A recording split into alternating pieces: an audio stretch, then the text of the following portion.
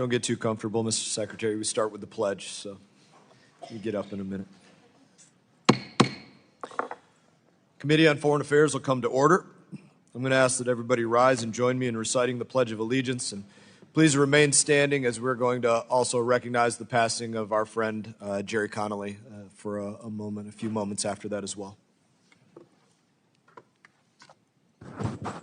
Please join me in the pledge.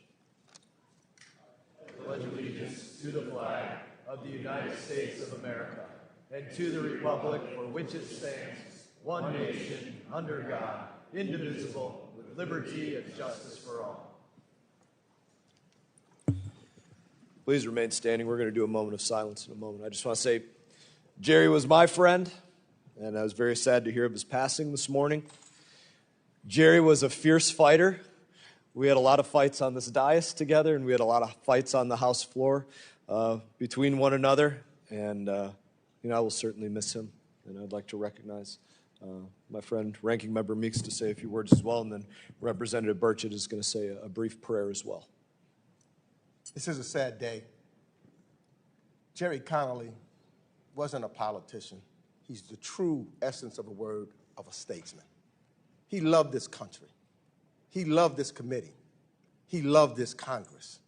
He's a dear man that worked as president of the NATO PA and the cross-Atlantic relationship. He was sincere. He had this funny personality that he would make you laugh with what he talked about. He was a great American. He will be dearly missed on this committee, in this Congress, and in his district of Virginia. A true statesman, Jerry Connolly. May God bless his soul. Thank you, Ranking Member Meeks. Representative Burchett, you want to give that prayer? Dear Lord, thank you so much for the gift of Jerry Connolly. Lord, you know he and I didn't agree on much anything other than our friendship. He always had a kind word to say to me when I was down, and I tried to lift him up in his very brief but tragic illness. Please, Lord, bless his family, draw them close to you, and draw these members close to you as we mourn the passing of a dear, dear friend. And I pray these things in Jesus' name. Amen. Amen. Please be seated.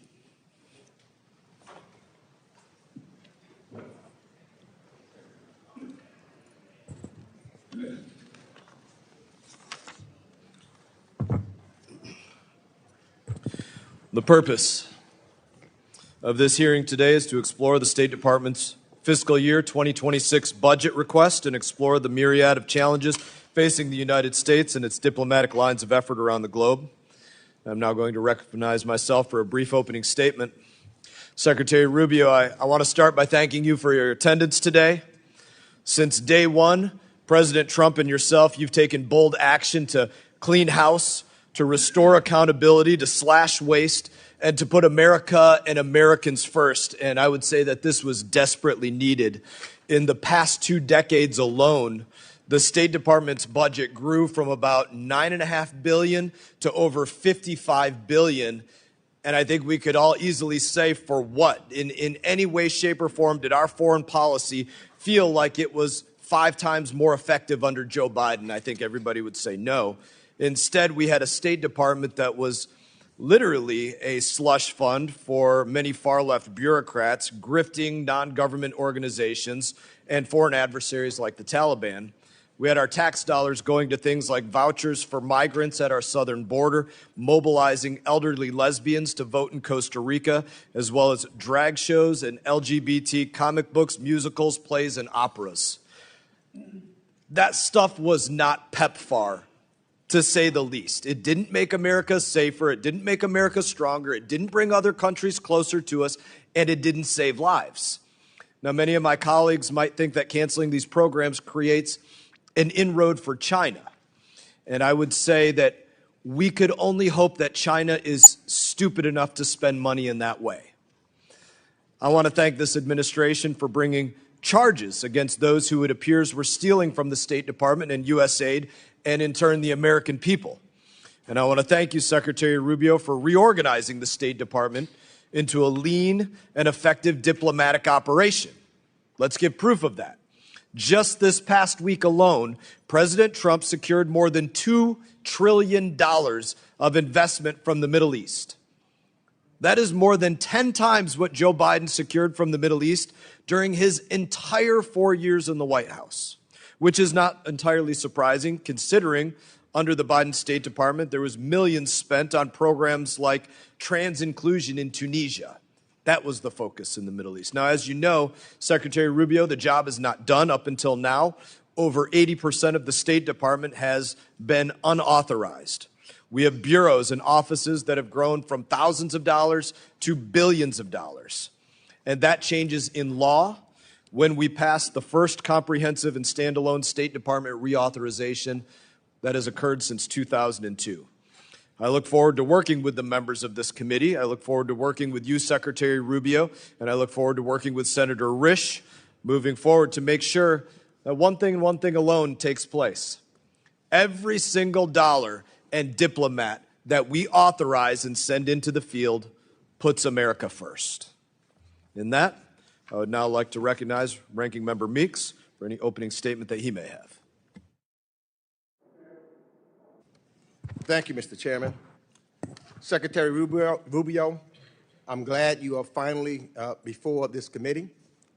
Your testimony actually comes long after the State Department, under your leadership, took actions without required congressional consultation or that were contrary to the law. But I guess it's better late than never. But let me be clear, showing up months after the fact and refusing to stay until every member has questioned you for 5 minutes as entitled to under House rules are not the standards to which we hold the Secretary of State.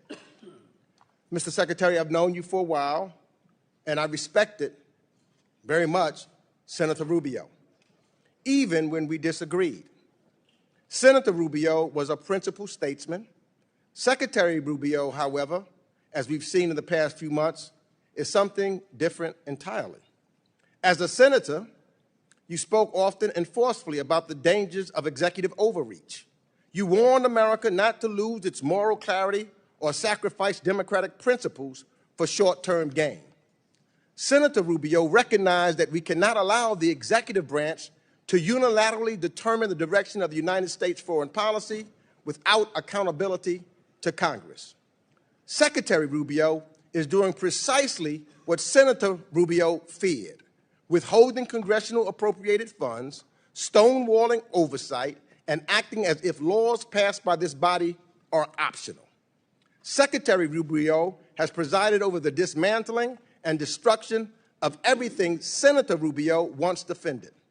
So although you may be the Secretary of State, the acting head of USAID, the National Security Advisor, the archivist of America, the empire you have stumbled upon is not one of influence, sir. It is a kingdom of ash. So I ask, was it worth it? Was it worth it to allow the near extension of U.S. foreign assistance and USAID, which Senator Rubio said, and I quote, is a very cost-effective way not only to export our values and our example, but to advance our security and our economic interests? And lie is exactly what this administration has done again and again. Each time Elon Musk and his department of arsonists brag and mislead the American public about massively inflated savings or lie about the programs they have cut and their purpose, they're not telling you about the food that rotted on the shelves while people went hungry, or the medicine that was undistributed to children needlessly suffering, or the trust that was lost by your actions. But I believe you know better, because you've said as much, and yet here we are. In 2022, Senator Rubio warned about the urgent and growing threat posed by China and called for a fully funded State Department and USAID. Senator Rubio wrote that soft power tools and alliances were vital to our national security. And today, Secretary Rubio is here to defend an 84% cut of the Foreign Affairs budget. How does hollowing out our State Department and dismantling USAID help us compete with China? How does the America Alone budget project American strength? On human rights, the contrast is even starker. Senator Rubio built his political brand on the cause of freedom and dignity. You condemned autocrats in Caracas, Havana, and Beijing for silencing dissent. But Secretary Rubio, he looks the other way when strongmen commit similar abuses. Secretary Rubio even defied a Supreme Court order to facilitate the return of a wrongly detained spouse of an American citizen. And when Senator Rubio became the first Hispanic American to serve as Secretary of State, he made sure to pull the ladder up behind him. In the name of dismantling efforts to making hiring and promotion fair, as you call it, wokeness, you have unlawfully dismantled programs designed to address decades of historical exclusion. These are not political experiments. They were congressionally supported efforts rooted in bipartisan recognition that our diplomatic corps must reflect the diversity and the strength of the nation it represents abroad. These are initiatives that Senator Rubio supported. You replaced experienced career employees with ideologues and political loyalists. Under your watch, sir, America's diplomatic and development corps have suffered the greatest brain drain in history, and America has been weakened and made more isolated by the actions of an administration that has abandoned its allies, cozied up to dictators, and conducted a foreign policy driven not by interests of the American people, but in support of the personal enrichment of the president and his family. And with that, I yield back. I thank the ranking member for his opening statement, and I would also thank the 20 members of this committee who voted in the 2024 appropriations to make sure that the Secretary and the administration had the authority to reorganize the State Department. And other members of this committee are reminded that opening statements may be submitted for the record. We are pleased to have Secretary of State Marco Rubio before us today. Your full statements will be made a part of the record, and I'll ask you to keep your spoken remarks to 5 minutes in order to allow time for members' questions. And I now am proud to recognize Secretary Rubio for any opening statement that you may have. Thank you. I appreciate the opportunity to speak to you today. I'll try to stay under the 5 minutes, and so we can get time for questions here. So when I took this job, and I said this during my confirmation hearing, the most important thing we need to do is return American foreign policy to be centered on our national interests. For far too long, that had been lost as a concept of foreign policy. In essence, in many cases, oftentimes the U.S. engaged in the world on the basis of what was good for the global order or the international community and what like. And look, for about 30 years, that made a lot of sense until the end of the post-Cold War era.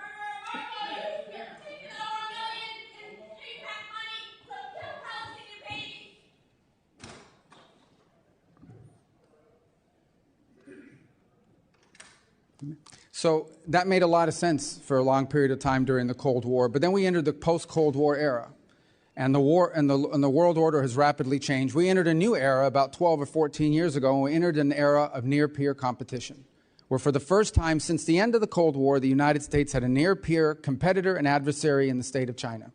And we need to confront that. And our foreign policy needs to be geared around that and on the realities of this new world. And so what that means is we have to have a State Department that can deliver on a foreign policy that is rooted in the national interest of the United States. To defend the national interest of the United States requires us, number one, to make sure that every dollar we spend and every action we take has to have measurable outcomes that deliver for the American people. They have to either make our country safer, or they have to make our country stronger, or they have to help make our country more prosperous. It has to do at least one of those three things. And ideally, whether it's a program or a measure that we take, it should do all three of them. Now, what that means is that there are some great causes in the world. There really are. There are some great causes. There are some horrifying things that are happening on the planet. America cannot solve every single one of them.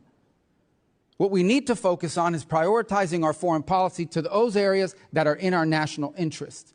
Now, we will still remain the largest contributor of foreign aid and humanitarian assistance on this planet by far. The United States, even under the budget that's before you today, and the changes we have made, will still contribute more in foreign aid than the next 10 countries combined, than the entire OECD. The next closest country is not China, it's Germany, and it's way behind us, even now. But that foreign aid has to be geared towards our national interests. We need to design a State Department that delivers on that. Yes, we canceled a bunch of contracts in USAID. Some were stupid and outrageous. Others didn't serve the national interest, and others we kept. And we are folding it under the Department of State. And you know why? Because we want it to be part of the toolbox of foreign policy, not a standalone. It is not charity. Foreign aid is not charity. It is designed to further the national interest of the United States. So we will do humanitarian assistance. We will do food assistance. We will do developmental assistance. And we will do security assistance. But we will do it driven by our embassies and our regional bureaus. Because what those issues mean look very different in Guatemala than they may in Chad or in Kenya or in some other part of the world in the Indo-Pacific. And so one of the things that we have tried to do in our reorganization is drive power and influence on policymaking and decision-making to the regional bureaus and ultimately to our embassies. Our embassies, our ambassadors, are the front line of American foreign policy. The most important thing I do every single day is not read memos, it's read cables. Every night I get 10, 15 select cables from stations around the world, different embassies. The best ideas in that building come from the ground up from our embassies. Now, I want to tell you something else. Look, I did serve in the Senate for a long time, so this is a new job to me. When I got there, I'd get a memo. I still get these memos. I should have brought one today. In order for an idea to reach me, a decision to reach the Secretary of State, some of these things have to be checked off by 40 people, 40 boxes. And if any one of these people has a question, they can hold it up before the idea even ever gets to me. Now, that sounds like a crazy thing to begin with. We can't afford it in the 21st century. We have to be able to move very quickly. And a case in point is what happened last week. Syria, under a new authority, granted people with some checkered background, is on the verge of collapse potentially. And if it collapses, it will devolve into civil war. And civil war will mean that it will become a playground for ISIS and other jihadists, not to mention Iranian influence coming back in. So there's no guarantee that by outreach and working with the transitional authority in Syria, things are going to work out. It may work out, it may not work out. But if we don't reach out and try, it's guaranteed to not work out. And so we had to move very quickly to action that. If we had not done sanctions relief last week, and now the EU has followed suit, then our partners in the region could not have provided donor dollars so that transitional authority could try to stabilize its governance of the country. That place could have collapsed within weeks and become an ISIS playground once again. There is no way that a traditional system could have delivered on that. It would have gone to the interagency. It would have gone to 6 to 9 months of debate. Any individual could have held it up with an information hold, and we never would have acted. We can't afford it. The world moves too quickly. And so we need to drive policy from the ground up, from our embassies and our regional bureaus, and that's what we're doing. And that's what we're doing. On the last point I would make about foreign aid has to be part of our portfolio, part of what we do, and it has to be consistent with our agenda in any region of the world or any country. And oftentimes you will find, and maybe some of you have found when you travel, you go talk to an ambassador and they will tell you what USAID was pushing and what they are pushing in the country are not just different, they're in contradiction. And in many cases, USAID programs were undermining the mission of the embassy. That's a fact, and I heard that over and over again. I've heard it in the Caribbean basin, and I've heard it in other parts of the world. I am not the first Secretary of State that wanted USAID and foreign aid to be under the Department of State. I'm just the first that's been able to do it. And I'm glad we've done it, and it will deliver better foreign policy and, frankly, more accountability and more oversight opportunities for your committee down the road. Thank you. Thank you, Mr. Secretary. And I'd love to see that tree of 40 people who in the last administration signed off on things like a transgender job fair in Bangladesh for $800,000. I'd love to see that list. I'm going to defer my questions till the end, if there's time for that. And I'm going to begin by recognizing Representative McCall of Texas. Thank you, Mr. Chairman. Let me express my deep sympathy to the family of Jerry Connolly. He's a dear friend of mine. I will miss him dearly, and the Irish twinkle in his eye. Mr. Secretary, thanks for being here today. Under the last 4 years under President Biden, the world is on fire now. From the debacle, the evacuation, poorly executed from Afghanistan, which then led, I believe, to Putin's invasion of Ukraine, the largest land invasion since World War II in Europe, to the Middle East on fire now, October 7th. I commend you for trying to seek peace in these hot spots, including the Indo-Pacific, which probably presents the greatest threat. I would be clear-eyed with Mr. Putin. I personally don't think he's negotiating in good faith. The Ayatollah cannot be trusted. In fact, it was recently reported that they got their proxy Hamas to invade Israel on October the 7th to derail the normalization talks between Israel and Saudi Arabia. Let me go to the 1961 Foreign Assistance Act. It was initially created to counter the rise of the Soviet Union. Today, I believe it should be used to counter the influence of Communist China around the globe. And that's a core mission I know you support, as do I. When I was chairman of this committee, I put holds on the programs the current chairman's talking about, that being the drag shows in Ecuador, to grants to advance atheism in Nepal. These are not in the interest of the United States or our national security interests. So I think we need to return these agencies and programs to their core mission. I believe that you're trying to do that by bringing them under your supervision at the State Department. It's not a new idea. Madeleine Albright tried to do that many years ago. And I do think under your supervision that we'll have transparency and accountability with the foreign assistance programs. We are engaged in a reauthorization of the State Department.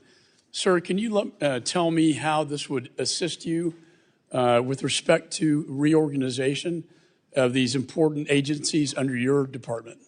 Well, I think the key to reorganization, and by the way, we never did it in all the years that I was in the Senate either. It never happened. It needs to happen. We want it to happen. As you know, in our reorganization, we didn't touch any of the statutory offices because we can't. But there's two advantages to it, or three advantages. The first is it becomes permanent. We can create an organizational structure that becomes enduring, especially if it's one that we believe in. Second, I think that it will help us with the input and ideas. Look, we notified, it wasn't intended, we provided the initial preliminary indication to Congress. We've been taking input, including from many on the minority. And some of those are going to be reflected when we put out our final approach that we want to take. But ultimately, we would love to work with the committee to find ways to improve on the streamlining. By the way, we're also taking input from inside our building. Some of the ideas in our reorg, many of the ideas from our reorg, came from inside the State Department, from career officials, including some that are still providing input for us in sort of how to structure it. But I think the advantage of doing it statutorily is that it becomes enduring and permanent and provides certainty in the days to come. Otherwise, it can change over time and continue to bloat and expand to levels that it got to. It was an unreadable org chart. The org chart that I showed you, the initial org chart that I inherited was just the top line. Within each one of those boxes, there were multiple boxes, some of them duplicative, redundant. In many cases, no one could even tell us what they were doing because it's easy to grow. It's much harder to reorganize and to streamline activity, and that's what we want to do. Well, it's a very noble effort. With my 1 minute remaining, I authorized the Remain in Mexico program in this committee. I commend the administration. Within a matter of months, have restored order to the border, taken chaos and turned it into a safe border. I mean, the crossings have gone down 95%. There's no longer catch and release. And I do think the executive order on Remain in Mexico is very important. I know you share that responsibility with the Department of Homeland Security, a committee I chaired as well. What is the latest in your negotiations with Mexico to bring that important program back? Well, as you are aware, I'm sure that we've had a number of what I would call both irritants, but also areas of cooperation with the Mexican government. It's been actually pretty positive. They have been very responsive on our security concerns. They've increased their security cooperation with us in ways that have been very productive. In fact, at some point here over the next few weeks, I intend to travel potentially to Mexico along with a couple other cabinet members to sort of finalize some of these areas of cooperation. This may be one we talk about, but we've been primarily focused with Mexico on two things. One is on trade, which is not my department, but obviously our trade representative, Mr. Greer, and also the Commerce Secretary Lutnick's been engaging with them. And then the other is on security cooperation. We have a mutual interest in Mexico. In essence, the cartels that operate within Mexico and threaten the state are armed from weapons that are bought in the United States and shipped there. We want to help stop that flow. The reverse is those cartels threaten the state. There are parts of Mexico that are governed by cartels, where there is, in fact, I think I heard last night 2 more people were murdered in Mexico City associated with the mayor of Mexico City.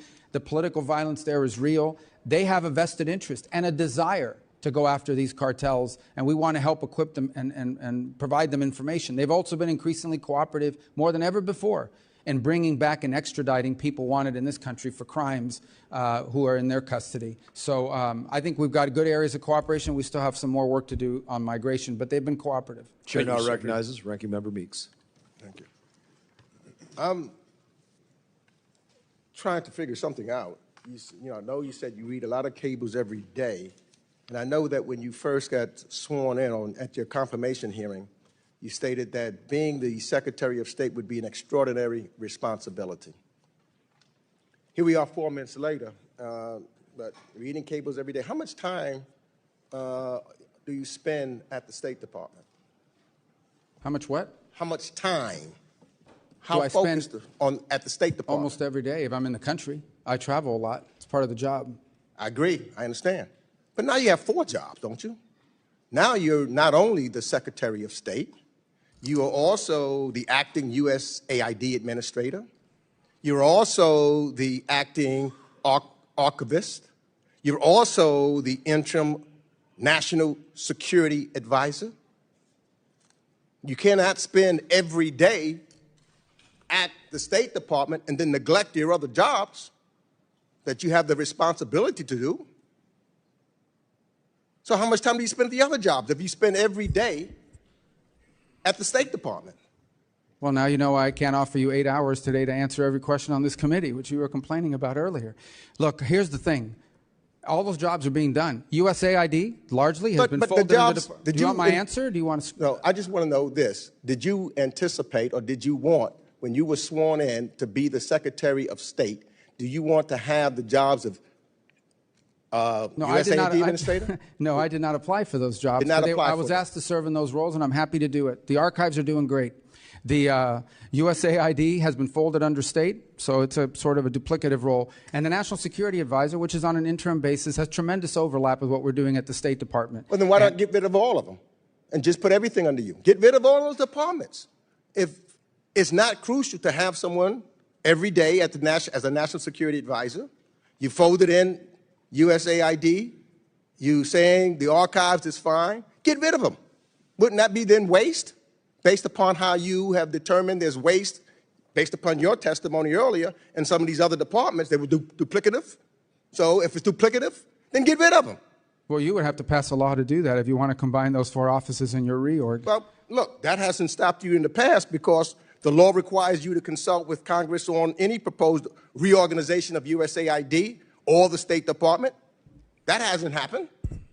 I agree. It should be the Congress's responsibility. Your staff claimed, quote, that you've extensively consulted Congress on your plan to fold USAID into state.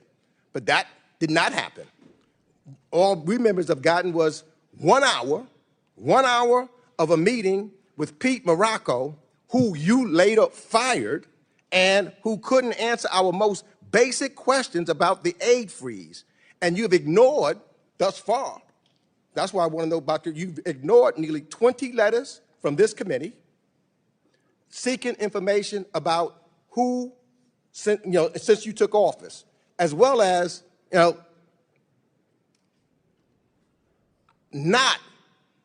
we spoke one time, but not consulting this committee at all. I don't call that extensive consultation. So you're right. Things that you've done should be in collaboration with the United States Congress. But surely the USAID and all of these other things was not, Congress was not consulted one time. Senator Rubio would have demanded it. Well, we've complied with every part of the law. Every single part of the law has been complied with, including, you, for example, have written us 16 letters. You've been briefed on 7 of them. Some of them we couldn't answer, and we told you why we couldn't answer, because they were subject to litigation. 4, you've gotten answers in writing, and 5 we've gotten just in the last few days. Well, 16 letters. I've been there 17 weeks. You write me a letter a week. I'm going to yield my last 48 seconds to Representative Johnson. Thank you, Mr. Chairman. Secretary Rubio, thank you for being here. Corruption is determined by our democracy, is detrimental to our democracy, and the Trump administration has moved swiftly to scale back, reverse, and dismantle various guardrails that protect Americans from corruption. We have now a plane that he's accepting by a foreign government. His family is doing business deals with a foreign government. And your office has authorized Elon Musk company Starlink to do business in at least 5 African countries and many, many others. My question is, with the dismantling of the enforcement of the Foreign Corrupt Practices Act and many other things, what efforts are you doing as Secretary of State to make sure that our government is free from improper foreign influence over our policy? I mean, the examples you've given, Starlink's all over the world. There isn't a country in the world now that doesn't have Starlink for the most part. They have Starlink in Syria. We certainly didn't help them land that deal, but they've got Starlink's a global company that's present everywhere and continues to grow because they provide a very unique service no one else provides. I'm not aware of any plane that's been given. I know the media reports about it. I know that the Air Force One that's scheduled to be delivered is like 5 years off balance. So they went to Boeing, and this is the extent of what I know about this plane. I've never seen it. They went to Boeing and said, are there any planes that fit the bill? Boeing produced a list of planes that they'd sold over the last few years. One of them happened to be a Qatar. You'd have to ask the Department of Defense because that would go to the Air Force. That would not come to the State Department. Beyond that, look, we're involved in helping businesses expand all over the world. There isn't a single day that we aren't involved in helping an American company gain access to a market, and we'll continue to do so. As far as people involved in our government that are doing that, I'm not aware of anyone on the cabinet or in the President's White House that's using the State Department to expand their personal portfolio. And if they are, we wouldn't help them do that. But no one's ever asked us to do that. So I think we're following the law with regards to what we're doing to prevent corruption. So is the answer to Chair recognizes Representative Smith from New Jersey. Thank you very much, Mr. Chairman. First of all, it was an honor, Mr. Secretary, to serve with you as co-chair of the China Commission. We did so much together. I want to thank you for that leadership. It was extraordinary. I want to thank you for bringing the DR Congo and Rwanda together on April 25th for that statement of principles. You are tenaciously pursuing peace all over the planet, including in DR Congo, where the fighting is very intense, and has been. And of course, tomorrow I have a big hearing on Sudan, and I know you're trying to do everything you can to try to mitigate the horrific violence that is occurring there. Let me just ask you a couple of questions, if I could. I had a hearing on Aliyev and Azerbaijan on the Tom Lantos Commission, and it's very clear that after the genocide committed by Aliyev against the Armenians, that there are many, many political prisoners and POWs being held. I would just encourage you to do whatever you can to get those men and women released, at least 300. I met with Aliyev twice in Baku. He's a dictator. I know we work with dictators and we have to have at least some kind of conversation with them, but release those prisoners. They're being maltreated and horribly mistreated by Aliyev, so I would ask for that. Secondly, you and I have worked on issues like forced organ harvesting. You and Tom Cotton were the prime sponsors of a bill on the Senate side. 2 weeks ago, we got the bill passed here again. It is a horrific human rights abuse by Xi Jinping, targeting the Uyghurs, of course, the Muslim Uyghurs, because those organs are being sold in the Middle East. So they want to have livers that are coming from a Muslim. So the market is very, very high, livers and other internal organs. And Xi Jinping is making billions by killing tens of thousands of young people, average age 28, each and every year. Falun Gong, and you know it, you're the sponsor of the bill. I would appeal to you, if you could. It passed the House 406-1. If we could get it out of the Senate, it would hopefully clamp down on this egregious human rights abuse in China. And it's a global bill. It would outlaw forced organ harvesting profoundly, with real penalties up to 20 years in prison for those who are part of that supply chain. But it would most directly affect Xi Jinping and the people who are doing this horrific abuse. I yield. Thank you, and I appreciate that. On obviously the organ harvesting, China plays a concerning role in that regard, and we would obviously be helpful in any way we can in helping you pass that in the Senate, certainly putting a good word for it and the like. But it's not limited to China, unfortunately. There are other parts of the world where we're now seeing that, and there are places where we're trying to verify, but we hear reports of that. And that's something that's need to be called out as well. As far as Azerbaijan is concerned, our core focus has been on trying to establish a peace between Azerbaijan and Armenia. There's a real risk there of a conflict that we're trying to prevent from happening. Our teams have been very engaged in that regard and trying to make something come about and prevent an armed intervention there that would, and obviously within the context of those conversations. The issues you raised about prisoners and human rights are critical to it. And again, another example of where we want to use our embassies. So when we talk about people will complain, well, you got rid of the Human Rights Office and the functional bureaus, it's because it's being transferred to the regional bureaus. And our regional bureaus will not just have a focus on human rights within the bureau, but so will our embassy. And so that is the human rights issue with regards to Azerbaijan, and so that is what our embassy will be focused on pushing. It's different from what the human rights issue might be in another part of the world, but we think it's important to have people on the front line prioritizing these issues as part of our holistic approach. You've outlined it correctly. We do want to have, we may not agree with the system of government, we may wish it were different. But the truth of the matter is that we have to deal with countries in many cases that perhaps don't have ideal models, but we have to deal with them in our national interest, and we need to balance all of these things together, our national interest and diplomacy, without surrendering and finding opportunities to further interests such as human rights. And Azerbaijan provides us an opportunity to do that in the context of the broader peace that we're trying to establish there. Finally, almost out of time, yesterday I chaired a hearing on the global problem of anti-Semitism and how it's getting worse. It was my 18th hearing on it. We had Ted Deutsch, who is at the leader, was a leader here when he was in Congress, as one of our witnesses. And I just want to say thank you for what you're doing vis-a-vis Israel and what you're doing to try to stop this scourge of anti-Semitism that is exploding, especially at the United Nations, where the UN Human Rights Council is filled to overflowing with people in agency positions, not just the members of it, who are absolutely anti-Semitic. So I want to thank you for that as well. Chair now recognizes Representative Sherman. We all miss Jerry Connolly, and I do not think that he would want us to be passive in our questioning here today. Mr. Chairman, it's our job to oversee the State Department. You can't do that by having think tank witnesses come before us. Our job isn't to oversee the think tanks. In 2023, we had 44 government witnesses. This year, we have our first. And I hope very much that we have all the, not only the secretary, but the undersecretaries and assistant secretaries so that we can really do our job.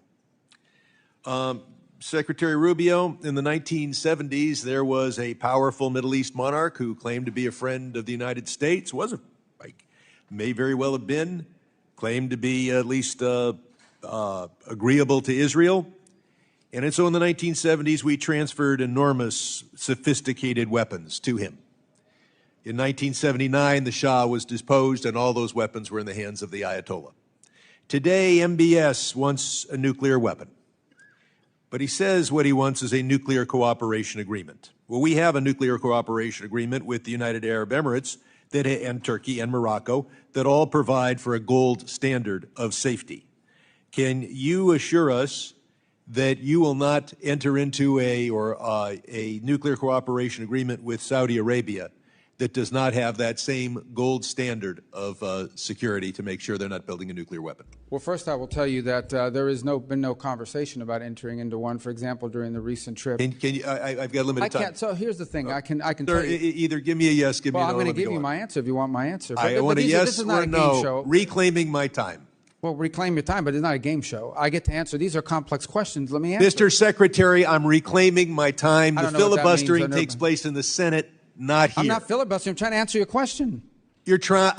Let's go on to the next question.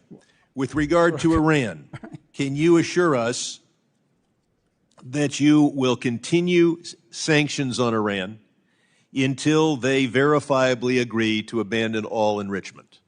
That's a yes or no question. No, it's not. Well, can you give me a yes or no, or should I go on to the next question? We believe that Iran should not be allowed to enrich uranium. Correct. You believe that it should? We believe that an acceptable deal with Iran is one in which they cannot enrich, because if they can enrich, they can weaponize. I know why we don't want. I asked you, will we agree? Will we continue the sanctions until they verifiably agree to get rid of? Oh, you have no worry about us. The worry was the previous administration. This administration has been. Your refusal to give me an answer is loud and clear. No, I'd like to answer reclaiming my time. Mr. Chair, you told us about all these wonderful business deals that were announced in the Middle East.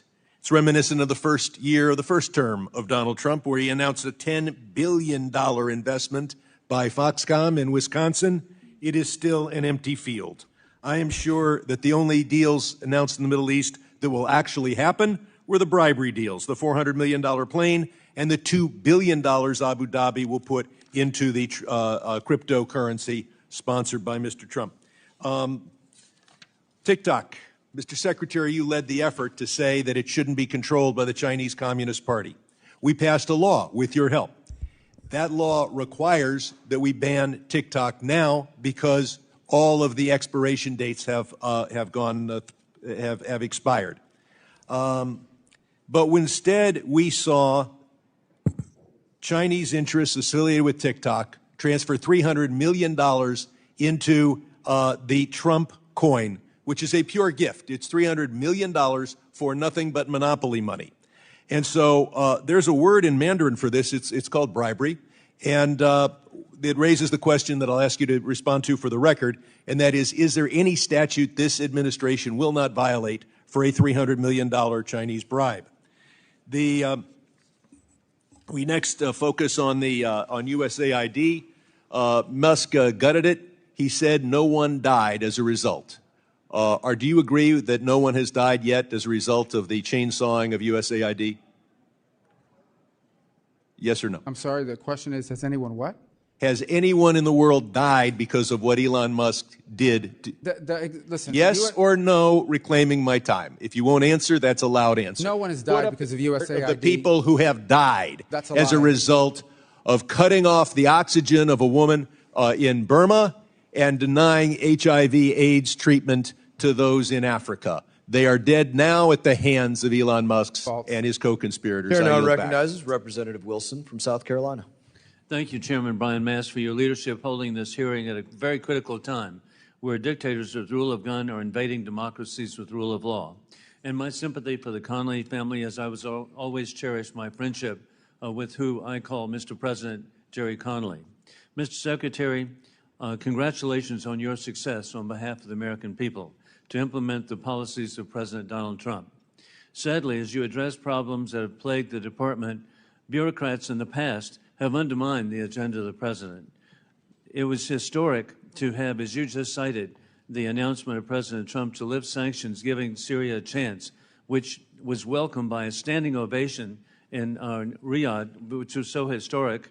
And now the progress that you've made, instead of billboards, electronic billboards of the dictator of Assad, they've been replaced by billboards praising Donald Trump and praising the Crown Prince. What an incredible change in 6 months to go from dictator to a potential of democracy. With that in mind, I have concerns that there could be efforts to undermine. And so will you be working in every way to have full executive authorities to carry out the President's orders rather than a phased approach? In addition, can we lift the specific export controls on Syria? Yeah, well, as you know, the sanctions in Syria are largely based on a statute, the Caesar Act. And so that allows the President to do rolling waivers, I believe, 6 months at a time. So the goal is ultimately to make enough progress so that Congress will permanently repeal those. In the interim, what we want to make sure is that the sanctions relief that we're providing allow our partners in the region to begin the aid flow that they want to do without running afoul of the sanctions. So that's what we're focused on executing, even as we speak. There was a meeting on it yesterday. It's in execution today as well. Well, again, thank you for your leadership and insight to see how quickly that should have been done. I'm also grateful for the strong position of the Trump administration in regard to the anti-American Georgian Dream regime in the Republic of Georgia. They rigged the election in Georgia on October 26. They've criminalized association with America. They kicked out American companies blocking trade and mineral access to the Middle Corridor, selling Georgia to the Chinese Communist Party. They've repeatedly smeared President Trump and American leadership. With that in mind, I'm really grateful that actually with the Rondelli Foundation, there's been a report just released indicating the control by the Chinese Communist Party now in the Republic of Georgia, and I'd like to provide this for the record. Additionally, for 200 consecutive days, freedom-loving Georgians have heroically taken to the street, embracing themselves in American flags and carrying posters of the President. Under your leadership, what will be done to help the State Department impose real cost on the anti-American Georgian Dream on behalf of the people of Georgia? Well, going back to what I've said earlier in my opening statement, the goal of the United States is our national interests. So we would look at that and say, is it our national interest to have an anti-American government governing an important part of the world? And if not, we'll take appropriate actions to impose costs on that government. That's currently under review, and we're looking for options and additional options. I have no announcement today specifically on what we plan to do yet, but I can tell you that that is something that's being discussed. And again, a great example of why we're going to look to our regional bureaus and our local office on the ground there to provide us guidance as to what are the measures that the government, the anti-American government, would be most responsive to. And it's so refreshing to get your response. And additionally, another issue is Kurdistan, the regional government of Iraq. And they have recently signed an agreement with American oil companies for the exploration and for the development of the oil capabilities, billions of dollars in northern Iraq. But sadly, the regime in Tehran has impacted Baghdad and is actually controlling the actions of Baghdad. And so Iran is intruding in trying to stop the agreements. What is being done to promote freedom for the ability of Kurdistan to, in regional government, to really support the people of Iraq? Well, too? we first have made clear the linchpin of our approach towards Iraq is that autonomy that the Kurdish population has in that part of the country, and part of that is allowing them the economic lifeline that allows them to prosper and succeed. The Iraqi officials have expressed an interest in a closer, better relationship with the United States, and we've explained to them that the core to that is respect for the companies that are operating from in that country, from our country operating within Iraq. Also, respect, as I said, for the autonomy of the Kurds. And third is the Iranian influence. And the Iranian influence there has continued to grow, unfortunately, in some sectors of their elected government, and poses a grave danger to the United States, including in the form of pro-Iran Shia militias, who have in the past struck against the United States and have expressed interest in doing so again in the future. That's unacceptable, and that has to be addressed. Congratulations on your success. I yield back. Chair now recognizes Representative Keating. Thank you, Mr. Chairman. I will miss my seatmate, Jerry Connolly. He loved sitting here, and we loved him. Secretary, in 1944, my uncle, James Arthur Keating, was serving in France, and as soldiers, his fellow soldiers were dying around him, he wrote a letter back in combat, back home, about the cost of human sacrifice and whether it was worthwhile to defend a piece of mud on the earth. Only a week after that letter, he answered that question while carrying lead in himself, as one of the people in his command was exposed and injured. He was wounded himself carrying lead and crawled out there, brought him back to safety, saved his life, and as he was going for another person, was machine gunned to death himself and killed in action. 400,000 other American families gave the same sacrifice, but the peace and prosperity that came forward in the world has never seen. It's a transatlantic alliance where our allies sacrificed their young men and women when America was attacked in 9/11, and economically, they're a $1.6 trillion trading partner with us with 16 million jobs on both sides of the continent. So my questions today are looking for clarity on where we stand with our allies and partners for more than 80 years, because they're expressing their doubts. They're expressing their doubts publicly. They've expressed it to me privately. So as the face of our country, as the lead foreign policy representative in the United States, I'm just looking for this clarity. So first, simply answer this question, if you will. Is Russia the aggressor in this Ukraine war? Yeah, Russia invaded Ukraine. So they are the aggressor in this war, correct? They invaded them, yes. Well, thank you, sir, because it's important to get this clarity, because President Donald Trump said it was Ukraine that started this war, and our allies have the right to know this. Secondly, the person we're negotiating with, Vladimir Putin, is he a war criminal?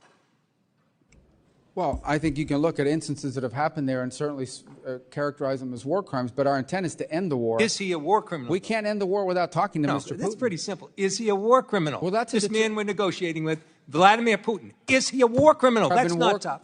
But why?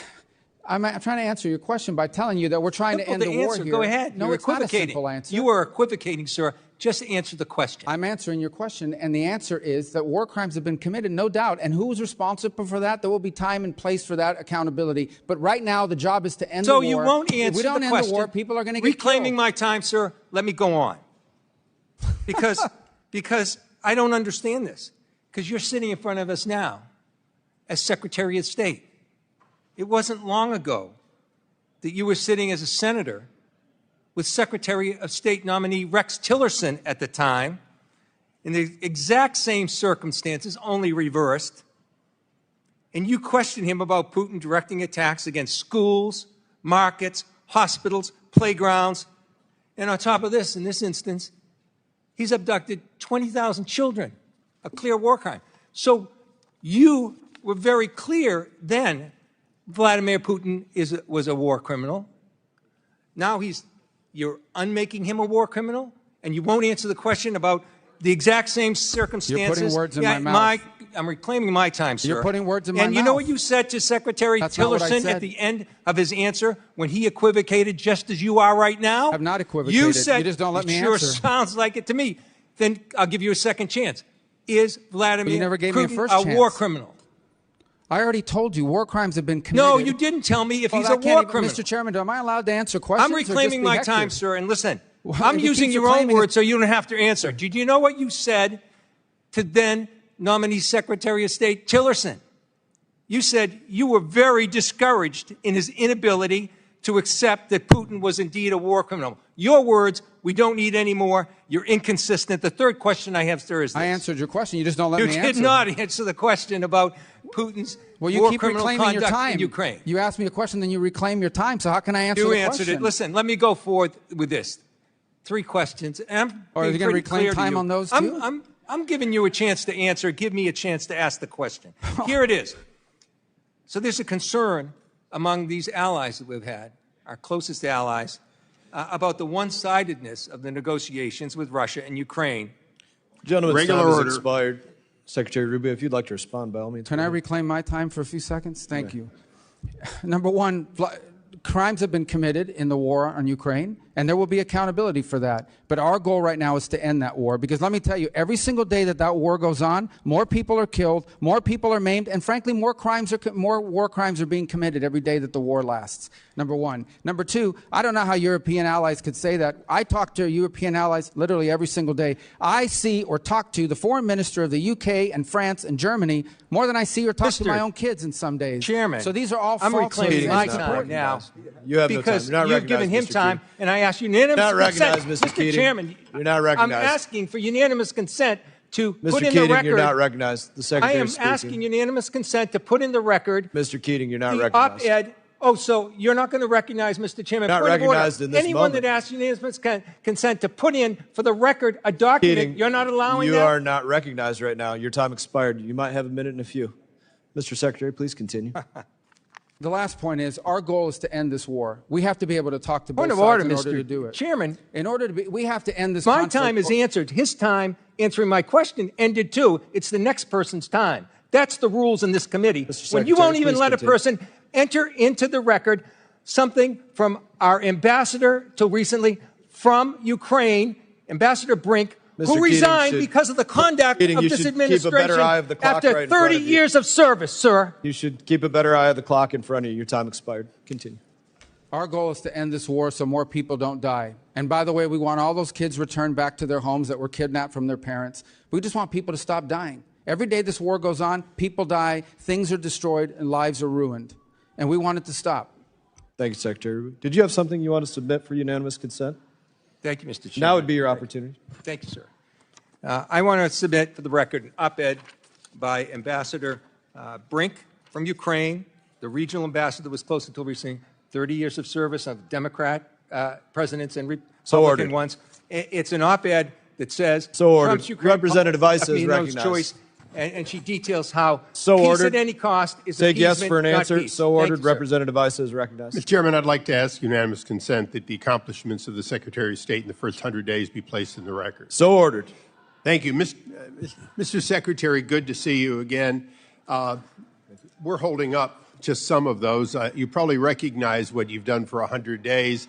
It is absolutely amazing that you've done all of that. And as you said in your opening statement, it's our job in reauthorization to make many of them permanent. I share with you the fact that for decades, the division of USAID, sometimes in the embassy, sometimes out, coordinating sometimes, often not, populated by people who left state to go to aid but then weren't treated the same. All of that had to end, and I really appreciate your doing it, and I look forward to making that permanent. I want to just ask you a few questions, and some of them go to the previous questioner. Is Vladimir Putin the undeniable head of a country that has as many, basically, ability to bomb us into oblivion with nukes as any other country on Earth? They have the largest, I believe, the largest strategic weapon stockpile in the world and one of the largest tactical nuclear weapons stockpiles. And he's the undeniable leader. Correct. Is one of the things that every Secretary of State keeps in their mind that peace is never made with your friends, but rather with your enemies? Well, it's one of the reasons why, irrespective of Ukraine, there has to be some level of communication between the United States and Moscow. It's frankly irresponsible to not have the two biggest nuclear powers on the planet communicating, which was the case for 3 years. That doesn't mean we're going to be allies or friendly unless conditions change, but we have to at least be able to communicate with them to prevent miscalculation and war. And wasn't it true during the entire Cold War, president after president of both parties and secretary after secretary had to and did retain relations with the Soviet Union up to and including President Reagan's famous negotiations that essentially led to the end of the Cold War? If there had not been communications between the U.S. and Russia in 1961, the world could have ended during the Cuban Missile Crisis. Now, on that list behind me, there's a lot of taking and combining and so on. But I have two things I want to ask you about. One is, do you have a vision for OBO that would cause it to catch up and to reach a point where our embassies, consulates, and other facilities would never again lead to something like we've had at Benghazi and other occurrences where substandard facilities led to the loss of life? Well, absolutely, it's our priority. In fact, every single day, we have a team that watches our mission posture around the world, not just because of the physical layout, but what the conditions are on the ground. Remember, in many of these posts, in many cases, we are very dependent on local forces and their ability to protect from the perimeter, what they're willing to offer. And so, as you recall, in Benghazi, one of the challenges we faced is we relied on local militias to provide perimeter security. When they abandoned their post, it left the consulate and vulnerable and ultimately led to loss of life. So as part of our analysis, clearly the physical layout and the protection, it's something we've watched very closely in places like Somalia, where we were lacking overhead protection in some cases, but also we are always looking at the capability and willingness of local liaison partners on the ground from the host government to provide their end of it. The less security they're able to provide us assurances on, the more nervous and concerned we become about our force posture or about our presence in any given country. Now, Mr. Secretary, as you recall, during the first Trump administration, the President nominated me for the Trade Development Agency, and I kindly appreciate the fact that you were willing to support me if I'd ever gotten the actual vote. It is a small organization, a small part of our outreach to compete against Belt and Road. USAID could be part of that. Obviously, XM Bank, a host of other entities could be part of it. But in your opinion today, even with the changes you've made, are we or are we not positioned to properly address, to provide complete packages to compete against Belt and Road? Well, first of all, Belt and Road is largely a series of loans and other traps that are provided that you hire Chinese companies to come into your country and build a road or build a bridge or build a stadium or build whatever they want. That's actually not comparable to USAID, which is more humanitarian and development assistance, but it's in the form of a grant. That's more loaning on their part. I think the two entities that are best positioned to act as alternatives are the Development Finance Corporation, which is currently potentially could be expanded in my view, and then Millennium, which is undergoing a review for improvements. But I think both of these offer better alternatives in terms of comparison to or a way to compete against Belt and Road Initiative. Thank you, Mr. Secretary. Yield back. Chair now recognizes Representative Barra. Mr. Chairman, I'd like to ask unanimous consent to enter into the record this Inspector General report about the impact of USAID So ordered. in the state. Mr. Secretary, I did not get the chance to know you while you were in the Senate, but like you did, I also have traveled a lot to Africa, have seen firsthand the gratitude of lives that we've saved. You know, after the Ebola crisis in 2014, had a chance to visit villages in Sierra Leone, and just the joy and thanks to the United States. You know, in 2015, you stated this, and again, foreign aid is less than 1% of our budget, but foreign aid can make a difference when properly used. And if you ever have a chance, travel to the African continent and you will meet people who are alive today because their American taxpayer-funded antiviral HIV medications that kept them alive. It will not be easy to radicalize people who are alive because the American taxpayer saved their lives and the lives of their children. Do you still stand by that statement? Yeah, yes, that's why we're still going to do foreign aid. Great. So that's incredibly important. As a young doctor in the 1990s, I took care of a lot of people that were dying of HIV and AIDS. It is a painful death. What I hear on the ground in Africa is that these medications aren't getting to folks, that some of the folks that deliver the medications aren't getting to folks, and people are dying. We need to do what we did under President Bush with PEPFAR. We've saved over 25 million lives. Nearly 8 million babies are alive today because we prevented them from getting HIV/AIDS. I want to work with you to make sure we continue doing that. That is the goodness of the American people. I'm a little bit older than some of the people on this committee. I grew up looking at pictures of kids that were starving in the 80s. Part of the reason why I became a doctor, part of the reason why I'm on this committee and why I've focused so much on health, nutrition, food aid, is because of pictures like that are embedded in my mind as a kid.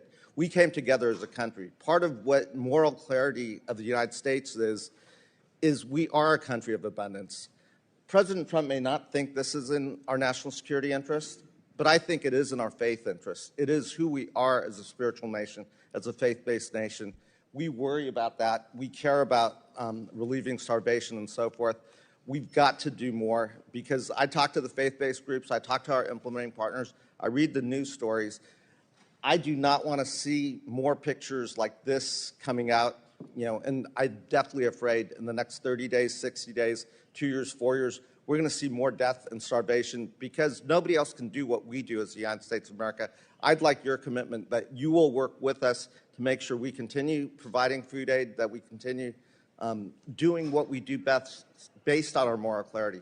Can I have your commitment on that? Yeah, in fact, that's why we're going to have a humanitarian fund within the Department of State that's going to provide the humanitarian assistance that you've outlined. And we're still going to be by far the largest donor in the world to humanitarian assistance. And you'll continue to work with this committee, work with us in a bipartisan way, in a bicameral way, to do what we do best. Nobody can do what the United States does. That's my hope, to be able to continue to work with you in that way. We want to see humanitarian aid. We're going to do more of it than anybody on the planet. Great. Let's save lives. With that, let me yield the remainder of my time to my colleague from Pennsylvania, Ms. Dean.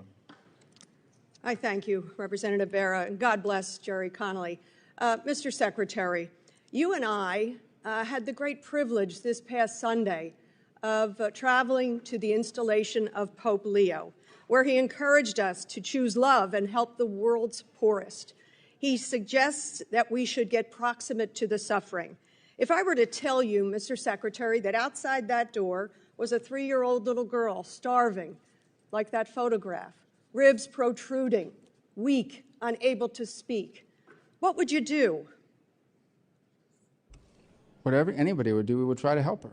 I agree. I would too. And that's what we do more than anybody in the world. Anybody would do that. We would go out that door and help that little child. It's your humanity that calls you to do that, to save a single life. Mr. Secretary, Gaza is starving.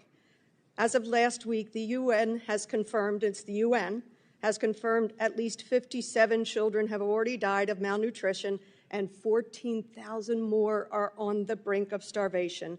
Food sits just beyond the border for days, for weeks. It was cut off. Please hold the clock for me. Reclaiming my time. I understand they're upset. For days, for weeks, I asked that I could reclaim some of that time that was just interrupted. We'll give you 5 seconds. 5. Additional. Innocent children are dying. Mr. Secretary, Pope Leo has called for an end to the blockade to humanitarian aid, which began by Mr. Netanyahu March the 2nd. He said, the Pope said, the price is being paid by children, the elderly, and the sick. Secretary Rubio, I call upon you and I ask for your affirmation of this. Stand by our faith, by the call of the Pope to save the children desperate for food and water, babies who have no way to feed themselves, mothers who have to watch them die. Stand by the Jewish faith. Their teaching tells us to save a single life is to save the whole universe. Will you commit to getting a surge of aid into Gaza now? Gentlelady's time has expired. Maybe the Secretary... Chair now recognizes maybe the Representative Secretary Burchett could from answer- Tennessee.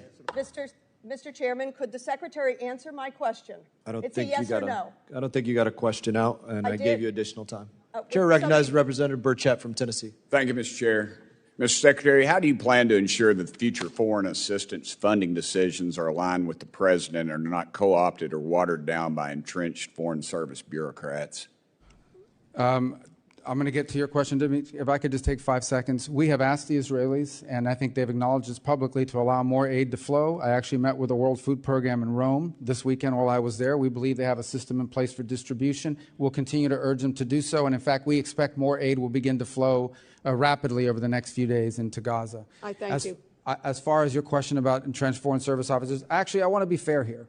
I have found the Foreign Service officers, by and large, the professional Foreign Service officers, to be very competent, professional, wanting to deliver on the mission, and to the extent they're frustrated in many cases is that they feel impeded by bureaucracy or by layers and layers of bureaucracy. People don't join the Foreign Service to get rich. They know they're doing it for service, and it's rewarding. Like in any organization, you're going to have people that stand in the way or are not aligned with the mission. And it's our responsibility to ensure that those people are not in a position to impede us. But we can't do the work at the State Department without our professional Foreign Service officers. And frankly, they're the ones we're empowering.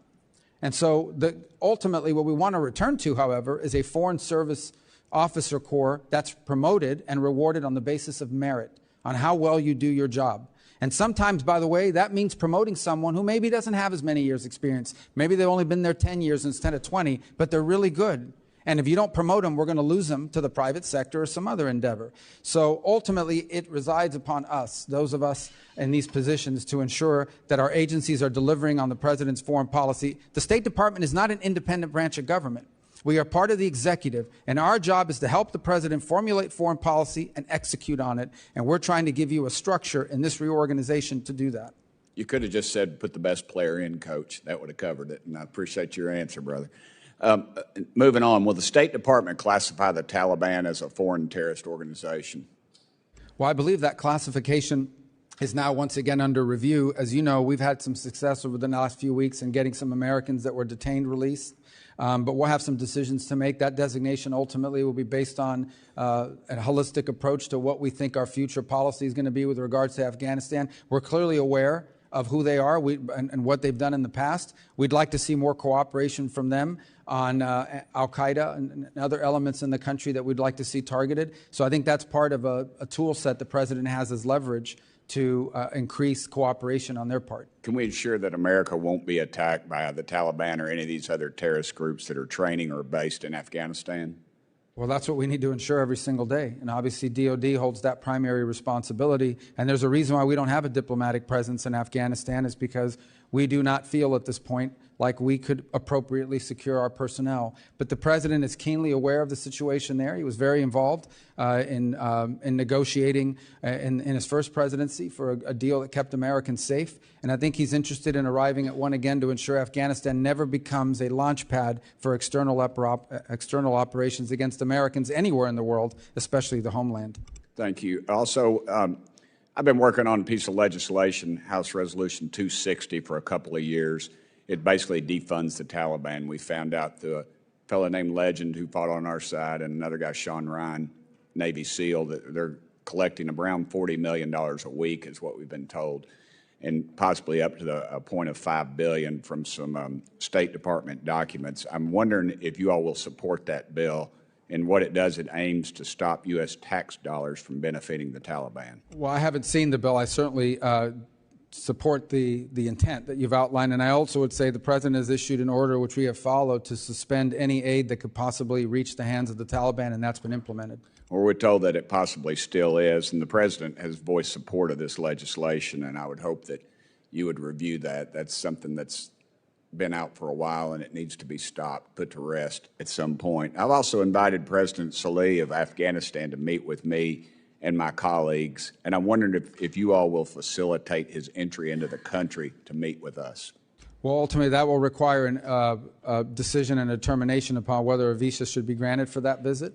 We're certainly happy to, if you've got an engagement that you think would be important and further the national interest, it's certainly something we would consider in terms of making that decision. You know, we've granted visas in the past to people that we're not necessarily enamored with because they're coming to the United Nations or for some other purpose. So we would want to work with you to learn more about the context of that visit, and we would consider it.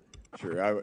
I would remind you and this body and the folks that are listening and watching this that $40 million may not be a whole heck of a lot to people in Washington, D.C., but I can assure you in East Tennessee that is a whole lot of money that we are probably providing our enemies every dadgum week. And I'd appreciate y'all's assistance with that. Y'all been great. You've accepted our... expired. Okay.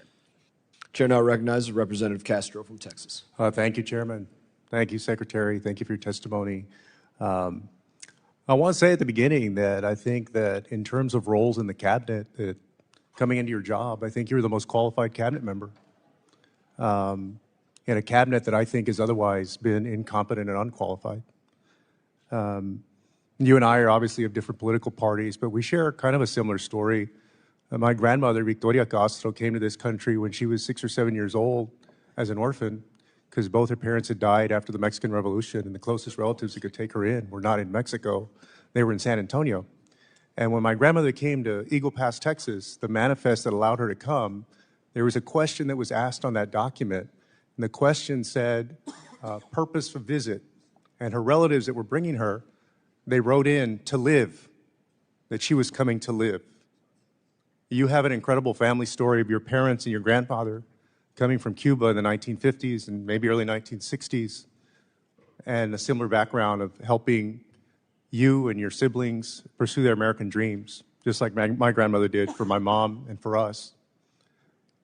But I feel like today, under the Trump administration, our grandparents may have ended up in a gulag or banished in Guantanamo, or like the girl that I visited with who was a U.S. citizen in Mexico a few weeks ago with a brain tumor, having her seizure medication seized at a CBP inland port.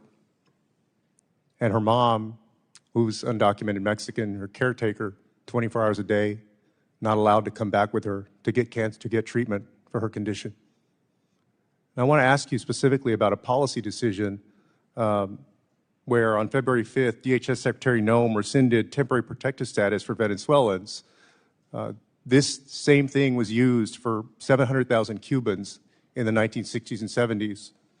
And she stated that in consultation with the Department of State, assessed conditions in Venezuela and that there are, quote, notable improvements in several areas such as the economy, public health, and crime that allow for these nationals to be safely returned to their home countries.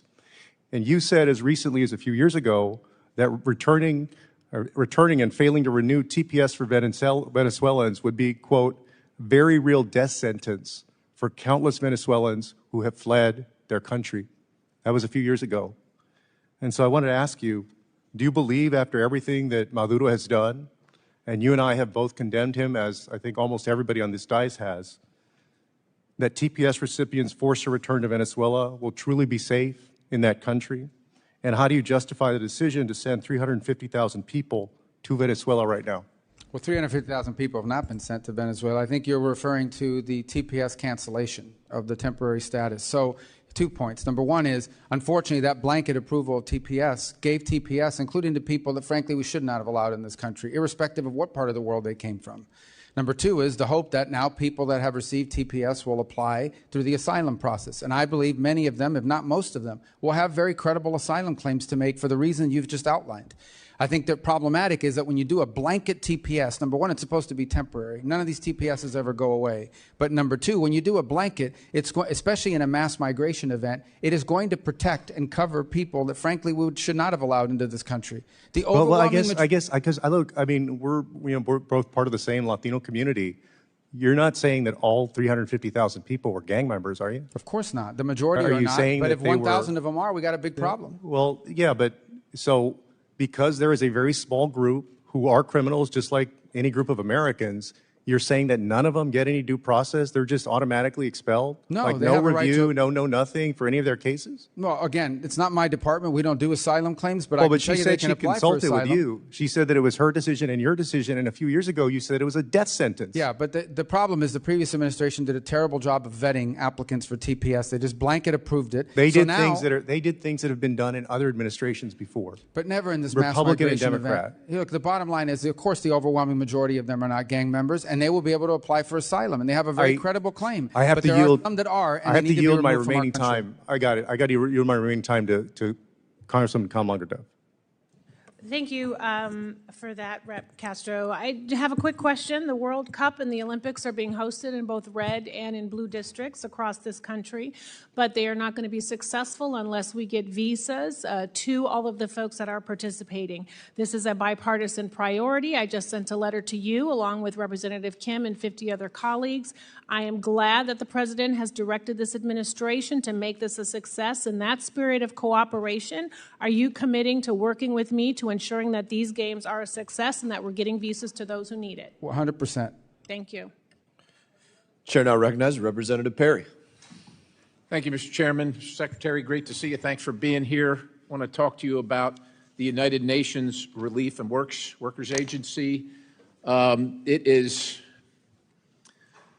The claims are fantastic and horrific at the same time, long-standing, of mismanagement, of collusion with Hamas and the terrorist organization and terrorists in Hamas, the using of American tax dollars to promote terrorism, anti-Semitism, violence, rampant corruption throughout the United Nations Relief and Workers Agency and ties to Hamas. The simple question for you as our representative in the administration and for all the taxpayers, not only in the 10th District of Pennsylvania, but all across the country who find it intolerable that their tax money goes to support terrorism and the wanton killing of the Jewish people and the state of Israel, what concrete steps is this administration, are you vowing to take regarding the United Nations Relief and Workers? Yeah, we're not working with them anymore. I mean, are they going to continue to receive funding? No, really I mean we're done with that. We're not distributing any more aid through that organization, especially because of the links in Gaza that you've outlined that have now been well documented. And what is the administration doing vis-a-vis other countries that would wish to continue to support them? What is the United States doing with our clout, with our leadership role in trying to make sure that UNRWA no longer exists, because it is a tool of Hamas? Well, we've made very clear we're done cooperating with them on this work, and we're not going to be involved in it. Obviously, other countries have sovereign decisions they make. I take your point that you want us to use our pressure, but the truth of the matter is no country contributes as much to these efforts as we do. And as a result, I think that gives us tremendous leverage to potentially find and create alternatives for the distribution of aid. And that's what we're working on actively now. It's one of the impediments to getting aid into Gaza as we speak. We want to find alternatives that are reliable, that will actually reach the people, but will not wind up in the hands of Hamas, who then turns it around and sells it at exorbitant prices on the black market to enrich themselves after they feed themselves. So we share your sentiments on this completely. Appreciate your answer and your dedication to that. Again, the American taxpayers are sick of paying for terrorism. Let's turn to the State Department bureaucratic loyalty and my concern. Over a long period of time, the State Department co-opted in the 30s by many communists. It's well documented. If you know the history, let's be blunt, some of these people are still continue to act like communists, sabotaging our institutions and selling out our country. I'm wondering, frankly, what can be done about that to align the State Department with the goals of not only this administration, but the goals of the American people to promote America and Americanism. Yeah, well, I think the first starts with what I've said from the very beginning of this hearing, and that is that the goal of our foreign policy is to further our national interest. You have to define what the national interest is, and then you have to make sure that the policies that you're pursuing are in furtherance of the national interest, not the global interest, not the international order, but what's in the interest of the United States.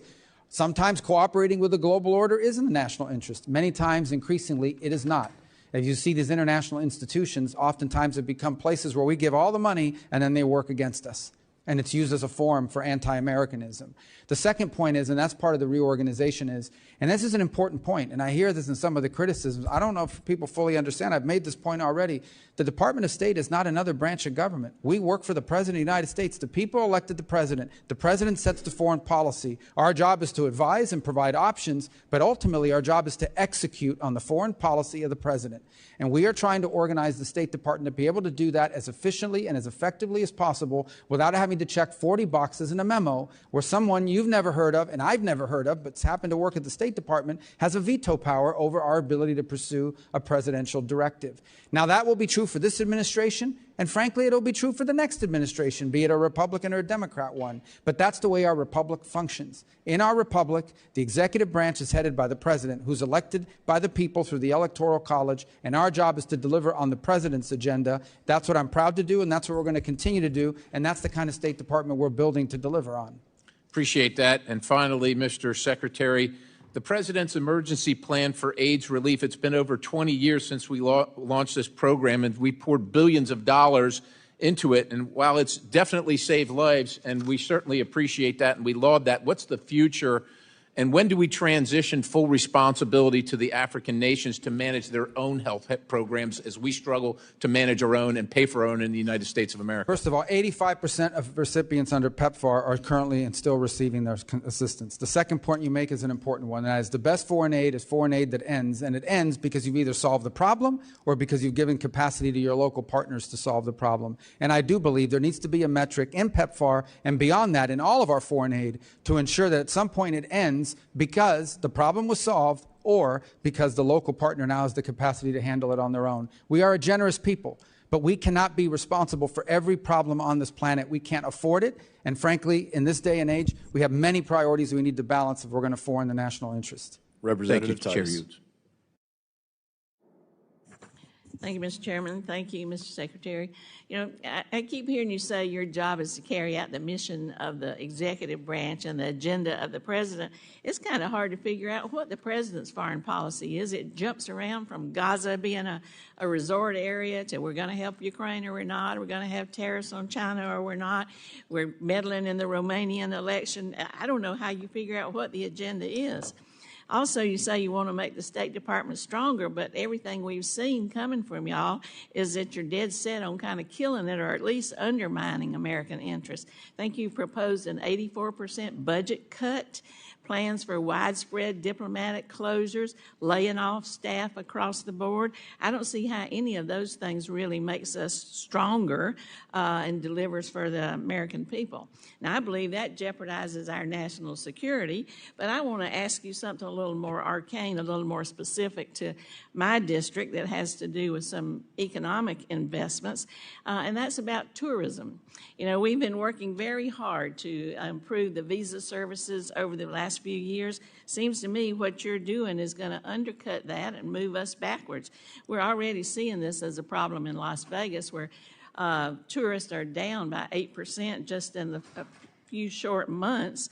And this problem is going to become more acute as we look to host the Olympics and we host the World Cup. So could I just ask you, are you planning to cut the Consular Affairs Bureau that does the visas by 15% like we're hearing? No, consular affairs may actually even be expanded. And in fact, we are looking for ways to do double shifts in some of our embassies around the world because of the visa requirements. For example, if you haven't applied for a visa from Colombia already, you probably won't get here in time for the World Cup unless we go to double shifts.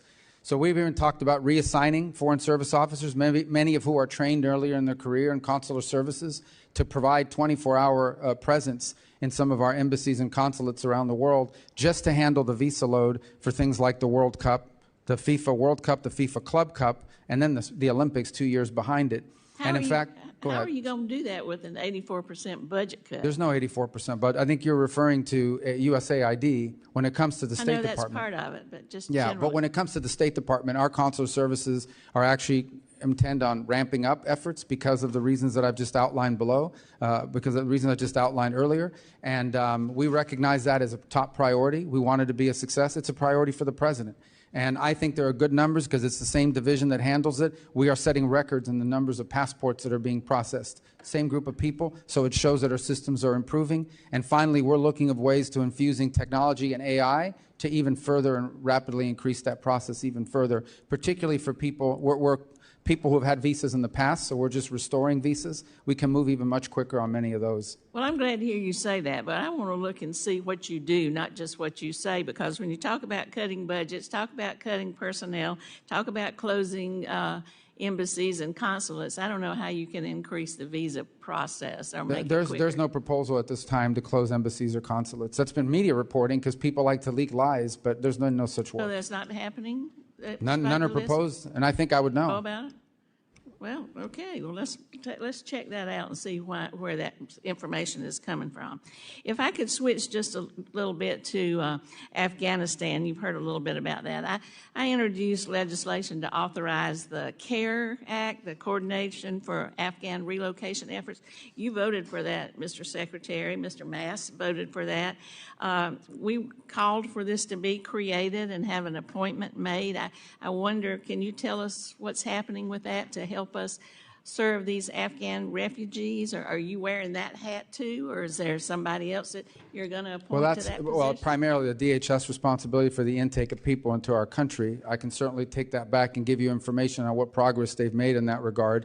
But I will also tell you that one of the things we're tackling right now is we have to be able to properly vet anyone who comes into this country, given the mass migration events we've confronted over the last 3 years.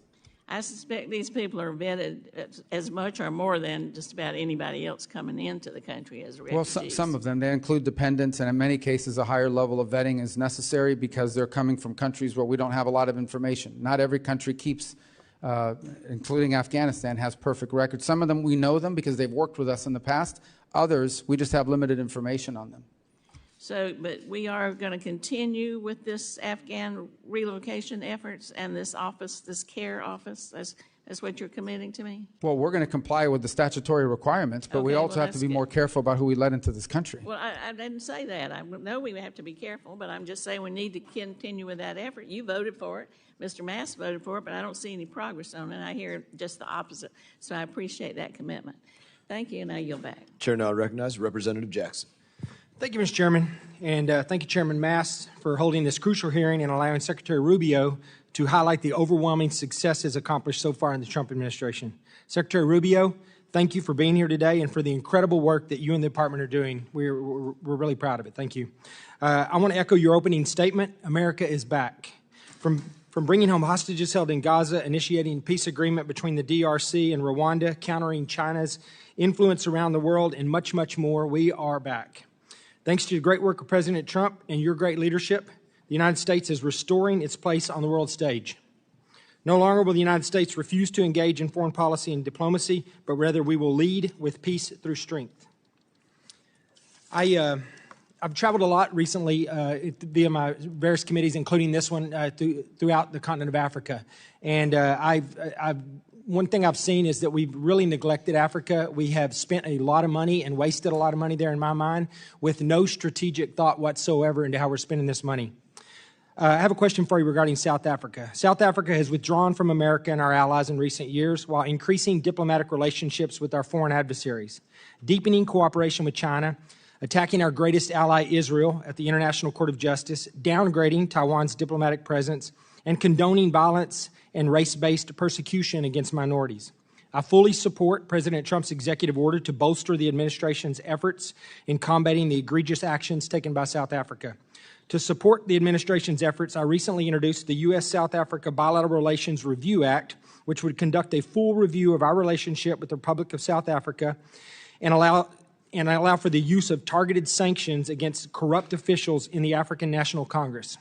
Secretary Rubio, have you seen South Africa align with our adversaries like China, Iran, and Russia, and do you believe a full review of our bilateral relationship would be beneficial in the U.S.'s posture and strategy toward this country? Yes, on your first two questions, and an interesting topic, and maybe even as we speak, the President is actually meeting with the President of South Africa, who requested that meeting, and it will be happening today. Obviously, I'm here with you today, otherwise I would be at that. So I imagine these topics will be raised there as well. Thank you, sir. I appreciate that. And with that, I'm going to yield the remainder of my time to my colleague, Mr. McKenzie. Thank you. Mr. Secretary, in your opening remarks, you mentioned Syria and how sanctions relief was a necessary step to help Syria's interim authorities stave off imminent collapse of the country.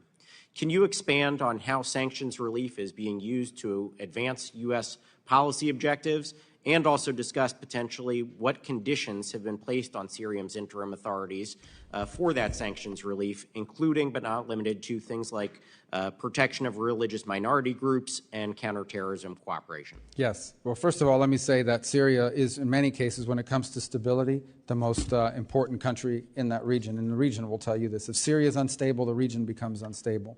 So we have an opportunity now, hopefully, to see a government, we hope the formation of a government, then the only kind of government that can work in Syria is one that respects and includes all the different groups, which, by the way, that's one of the advantages of Syria. There is such a thing as a Syrian national identity, and you can build on it. It is identity that until recently included close cooperation with Alawis and Druze and Christians and Sunni and Kurds. It's been a society that's existed this way until Assad divided them against each other for his own purposes. A civil war broke out, ISIS erupted, foreign fighters poured in, and all kinds of instability ensued. So what we have now is a transitional authority led by some people that, frankly, have troubling previous histories. That said, they have no interest in war with Israel. They have no interest in becoming a playground to export revolution. What they want is to build a country. That is what they are claiming, and that's what we're willing to help them do if that's what they're serious about doing.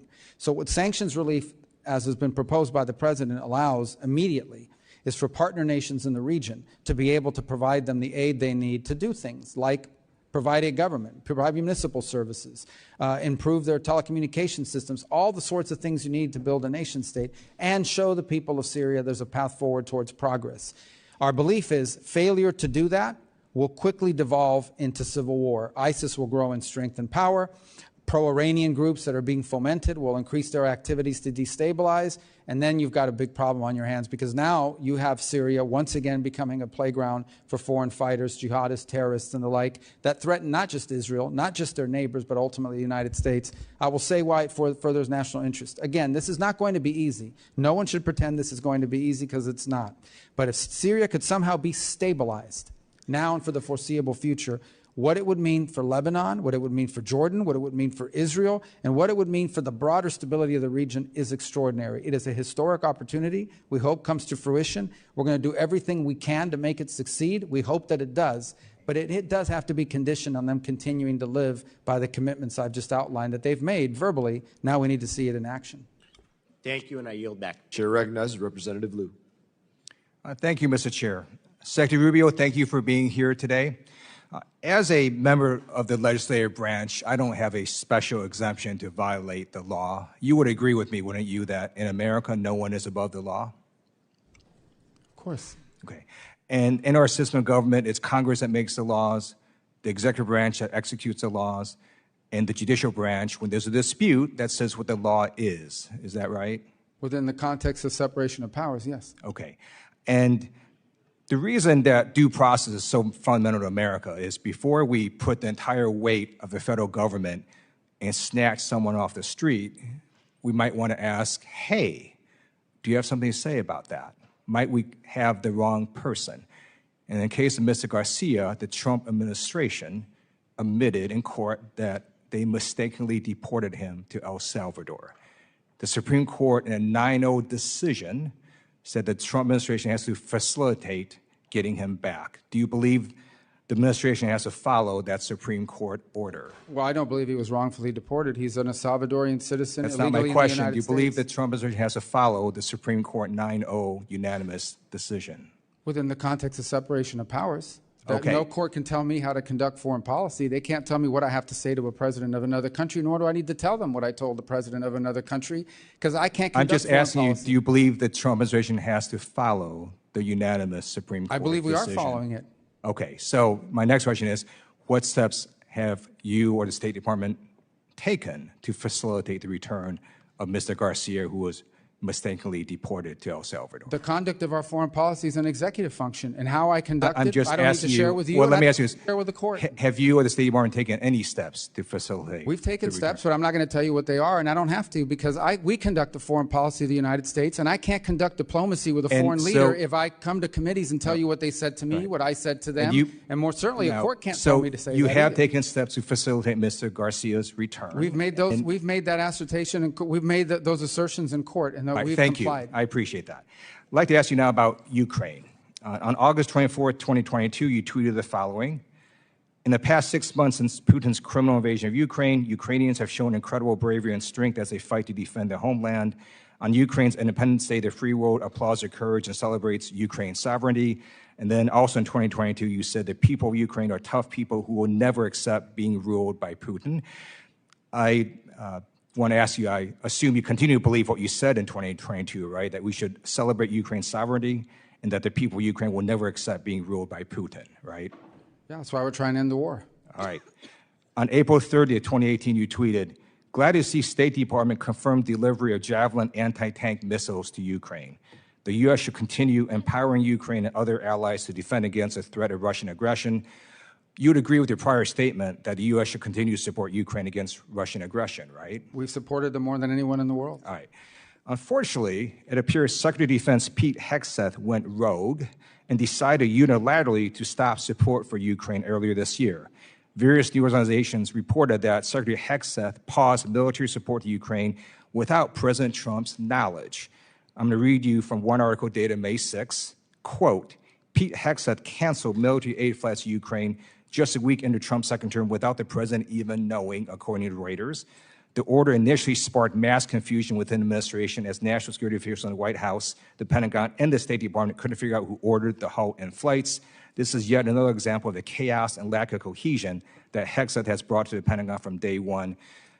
Did Secretary Hegseth tell you before he ordered the halt in flights to Ukraine of military weapons? I can't comment on that because I don't remember that. I don't remember ever hearing that, to what you're claiming now. So your understanding is he never told you he was going to halt these flights? I just know we're providing them assistance now, but the war ultimately has to end.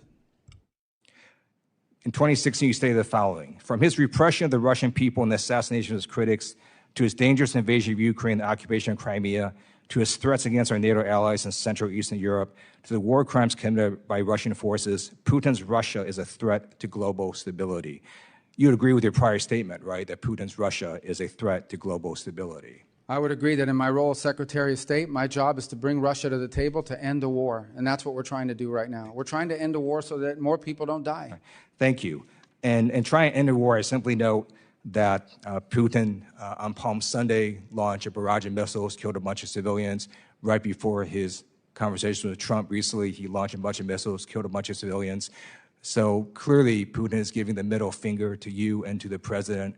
I urge you to defeat Putin on the battlefield. That's the only way to get him to the negotiating table. I yield back.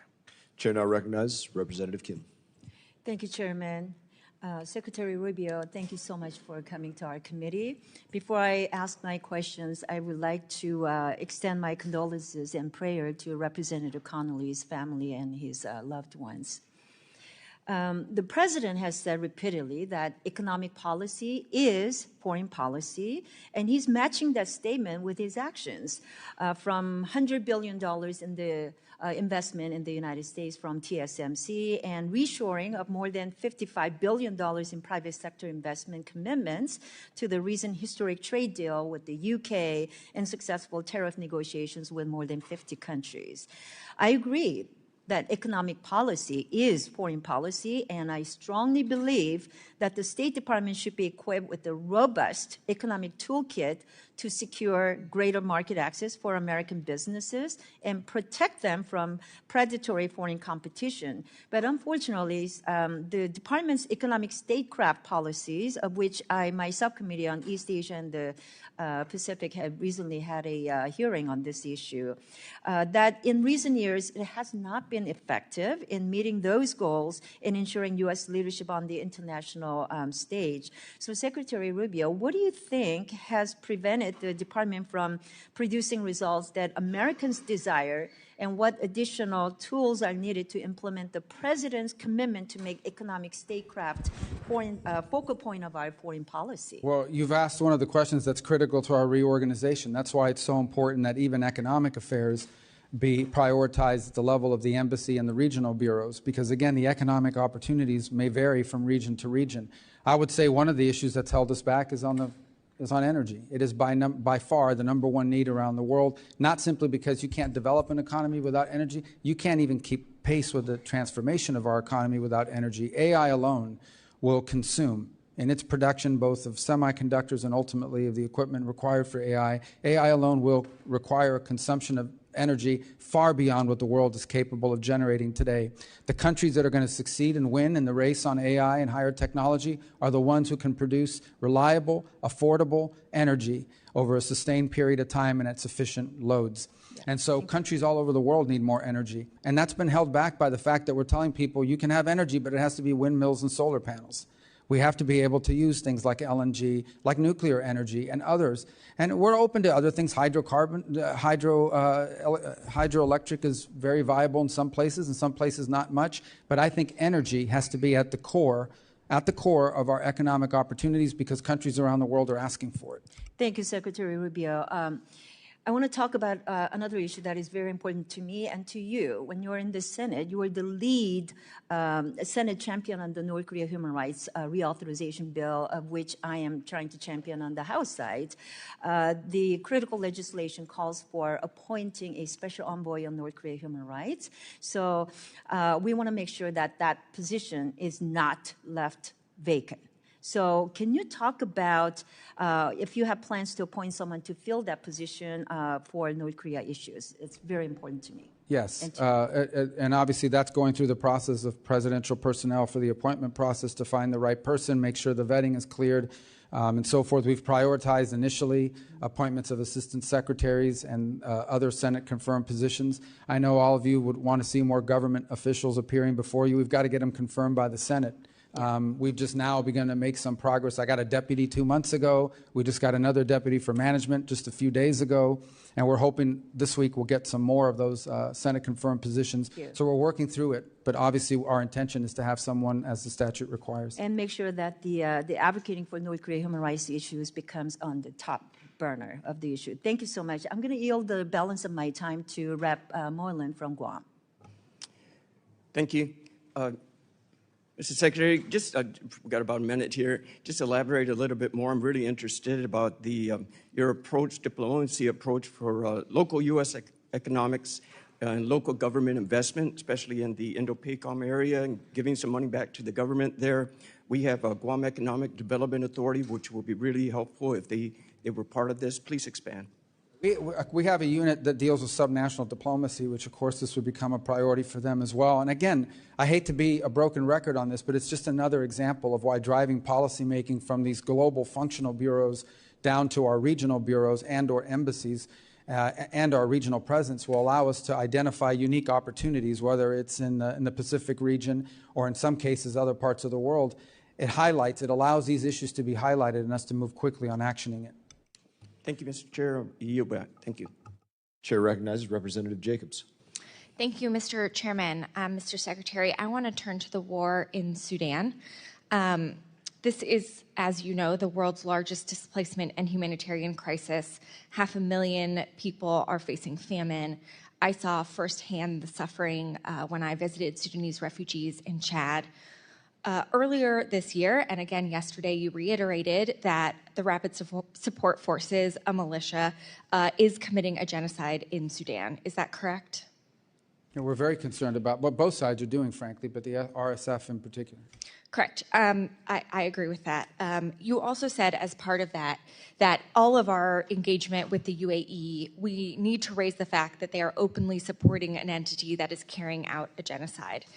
And yet, President Trump continues to arm the UAE. In fact, he just blew through Ranking Member Meek's congressional hold on over $1 billion in arms sales, ignoring this committee's longstanding role as an independent check on major arms sales. And we can have a policy debate here about the merits of continuing to arm the UAE or not, despite this genocide. I had that same conversation with Secretary Blinken.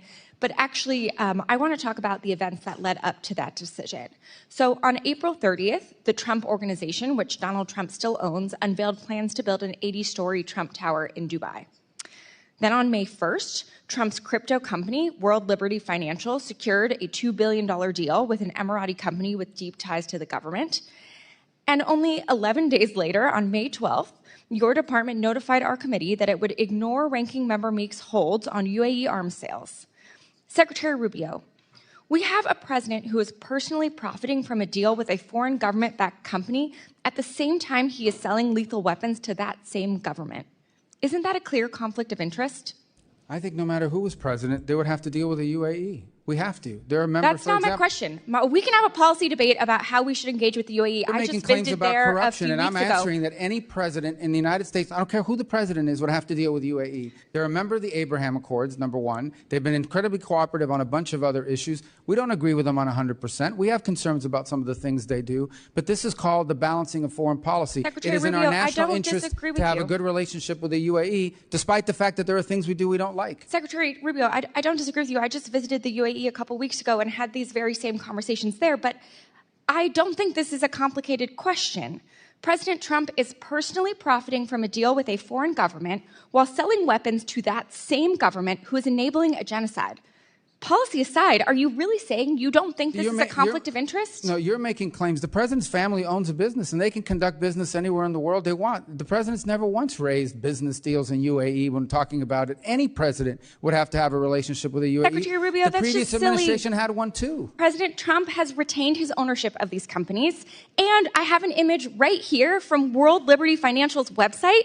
So the idea that President Trump is not the face of the brand of this company on top from benefiting from them, and it literally says on the website that Mr. Trump and his family members own a 60% stake in this company, that's silly. So we can talk about the policy merits. That's not what I'm asking you. I'm asking you a very simple question. Do you believe it's a conflict of interest to have a president personally profiting from a deal with a foreign government while selling weapons to that same government who's enabling a genocide? I don't accept the premise of your question. I think this has nothing to do with personally benefiting from anything. This has to do with the fact that in order to conduct foreign policy in the Middle East, you're going to have to deal with the UAE. Mr. Secretary, this is a clear conflict of interest, and anyone with any common sense can see that. The president is personally benefiting from billions of dollars of deals, and he doesn't care at all about the people of Sudan who are experiencing famine and genocide. It's shocking to me that you can't admit that. It's clear that you seem more concerned about staying in Trump's good graces than sticking up for human rights and American values that you once were a champion for. With that, I'm going to yield the remainder of my time to Representative Olszewski. Well, you make these claims about staying in good graces. You accuse people of being Reclaiming my time, corrupt. Mr. Chairman. Thank you, Mr. Secretary. I We have to appreciate do a UAE. softball We for have you, to- yes or no, since I don't have a lot of time, and I appreciate it. The chairman gives me a few seconds back. Softball for you. Would you, yes or no, as Secretary, find it outrageous for you to solicit or accept a $200,000 Rolls Royce from a foreign government for personal or State Department use? That offer's never been made to me. Yes, so you would reject that offer? The offer of a Rolls Royce? Yes. I don't understand the purpose of that You question. would. That's a silly question. The fact that you can't answer the question, I Mr. just Secretary, answered. I said it's silly. silly because you would accept it or not? Of course not. Who would accept it? But no Well, one's then getting I think you should Well, what are maybe you perhaps, equating that to? Mr. Secretary, reclaim my time. I think you are an honorable man by most accounts, but the man that you work for doesn't. And the fact that he is soliciting and accepting a $400 million plane is problematic. And you should know about it. It came up in a Senate hearing.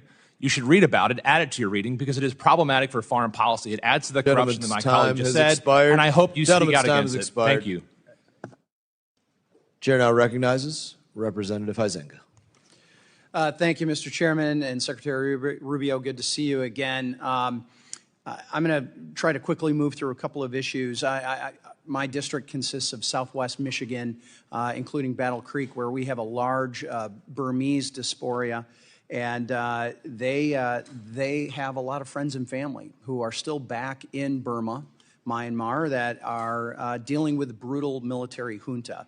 And they are literally waging a war of terror and genocide on those folks. I have introduced a bipartisan bill, H.R. 3190, the Brave Burma Act, to target the military junta's revenues, specifically implementing full blocking sanctions on Myanmar oil and gas enterprises, Myanmar Economic Bank, the MEB, and entities operating within the jet fuel sector, which is where they get most of their revenue. And this is the same question I asked Secretary Bessent. Are you willing to work with us in my office to implement this particular? Well, absolutely. I mean, if you pass legislation, it's our job to implement it. Right. I appreciate that.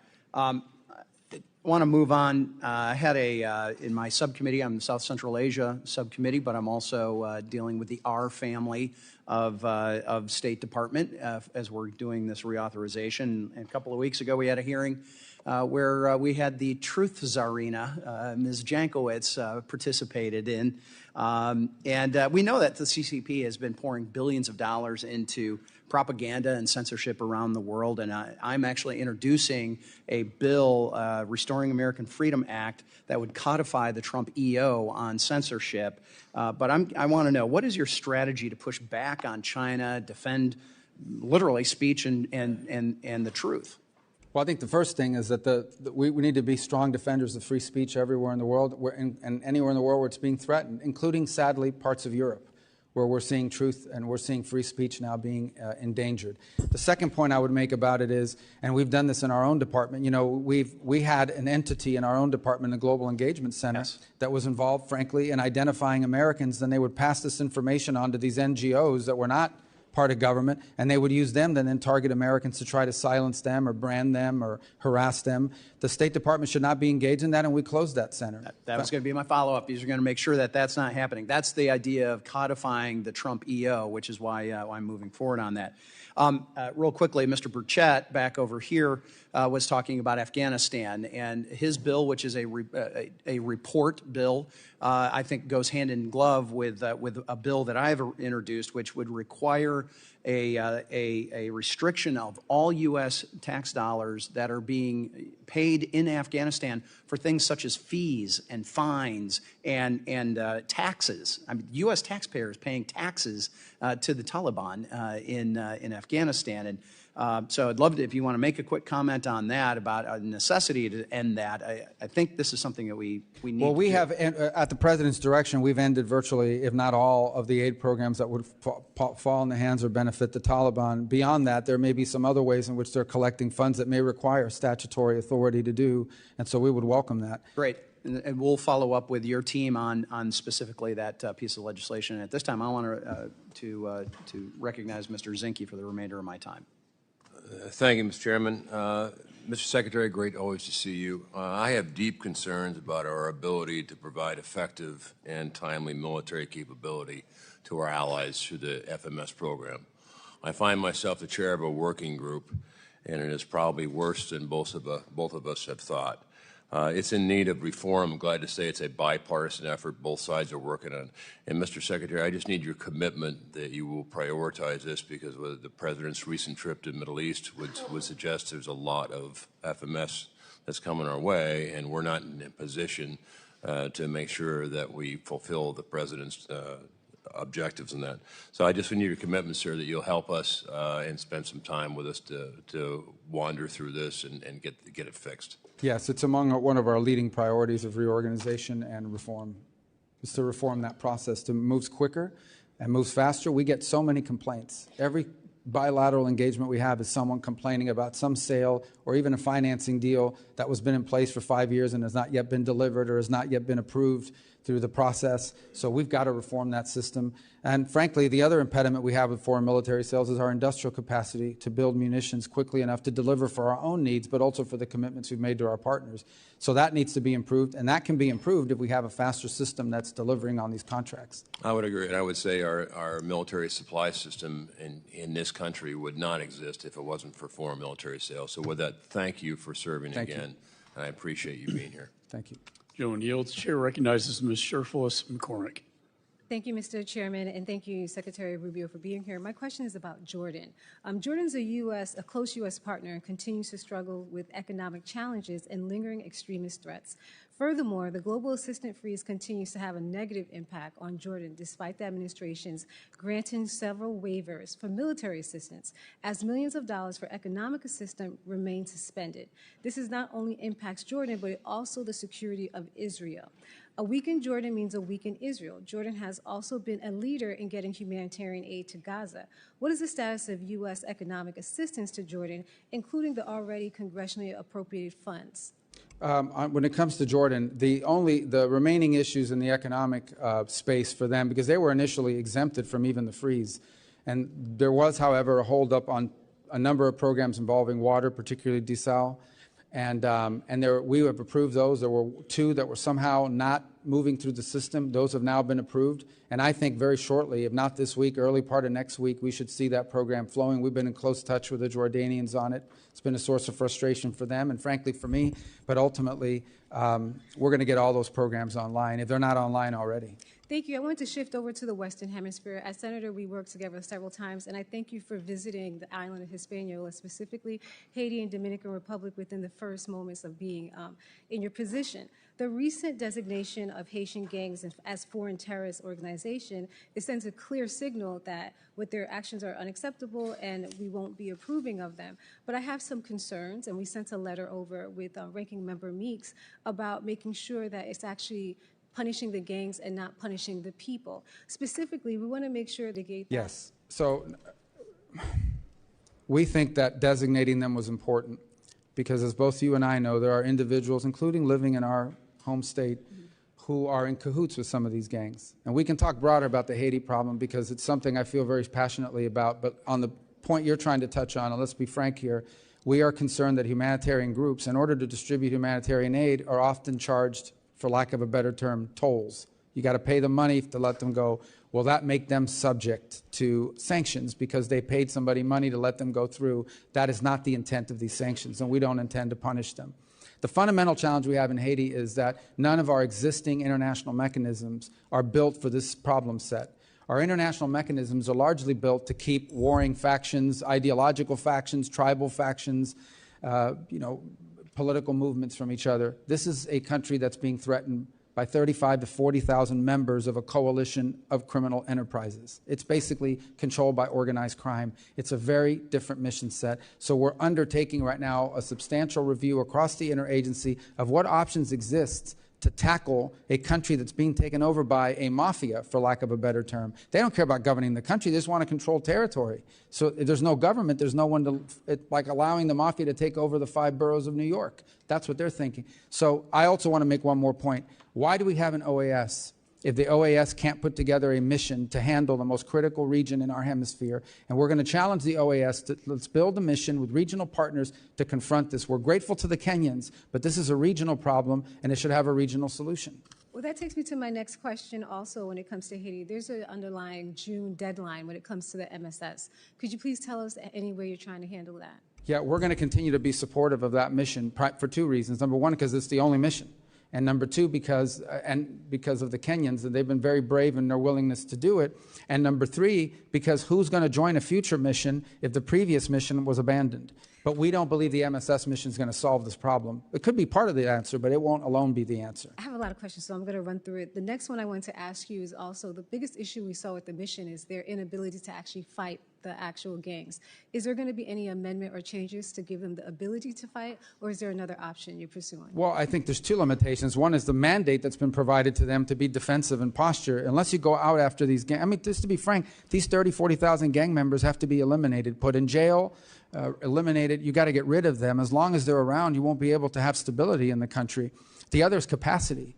They've had complaints about some of the equipment they've been provided. So it's a combination of not having a force posture, not having the legal authority, and not having the appropriate equipment they claim to be able to conduct some of these missions. And my last, since I have 1 minute, I wanted to turn towards Africa. I'm happy you talked about energy security. Specifically, when it comes to energy security, we have to make a forward movement when it comes to Africa because they have so many minerals. But I'm afraid some of these, our diplomatic footprint has been reduced. And I'm happy to hear that that the U.S. The State Department is going to have a 6-point plan to bolster trade, but I still have concerns. So I wanted to ask you a few questions to see if you'd be able or willing to support this. Increasing funding to support commercial diplomacy, would you support that? We want to increase commercial diplomacy. I don't know if we need more funding to do it, but we certainly want to make it a higher priority. And also increasing funding for financial institutions to support projects and de-risk those economies. There are many different companies who would like to invest and help us build that footprint by having more economic relationships with Africa so we can have more of a partnership in trade. Would you support increasing funds to those financial institutions? Well, I actually think those would lend themselves to both the Development Finance Corporation and potentially Millennium Challenge Grant opportunities outside of the traditional aid. I think Africa is looking for development. They're not looking for charity. And by the way, we have not reduced any diplomatic footprint other than in the DRC. We had to remove some people because of riots outside of our embassy. Well, so my understanding is that you guys... Gentlelady's time has expired. Thank you so much for your time. Chair now recognizes Representative Baird. Thank you, Mr. Chairman, and Mr. Secretary. It's good to see you and appreciate all that you're doing. Thank you, sir. But my question is going to focus on China. You know, they've spent over 2 decades expanding their economic and political influence across Africa, and so becoming the continent's top trading partner and a dominant force in sectors that I think are critical to the United States' interests, particularly in agriculture and critical minerals. So I guess I'm just to ask you, Levin, you covered part of that in your last answer, but I really want to know what part agriculture can play in advancing the U.S. political influence, economic partnerships, and national security in the face of China's growing presence. Well, I think the one point that I would make is, are there opportunities for us to improve the agricultural capacity of many of our partner nations, including in Africa? There's certainly things you can export, and in some markets that would make sense.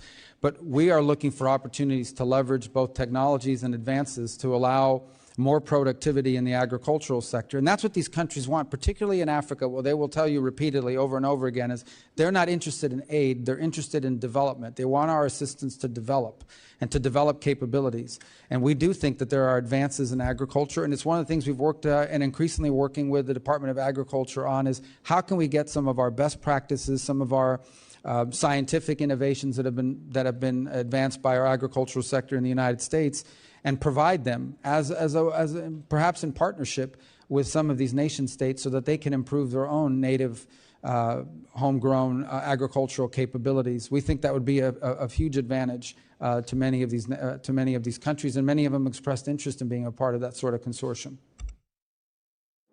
I couldn't agree with you more. I think they have the resources that I'm talking about, the land and some of the other resources that are necessary for agriculture, but they just don't have the understanding of the technology that's used in agriculture today. So very good. So how can the restructured Department of State reassert American leadership in Africa, particularly through strategic investment? You were talking about investment early with the investment fund. So yeah. So what we would look to for our missions on the ground at the embassy level and ultimately through the regional bureau is for help us to identify, because in every particular country, the opportunity is going to look different.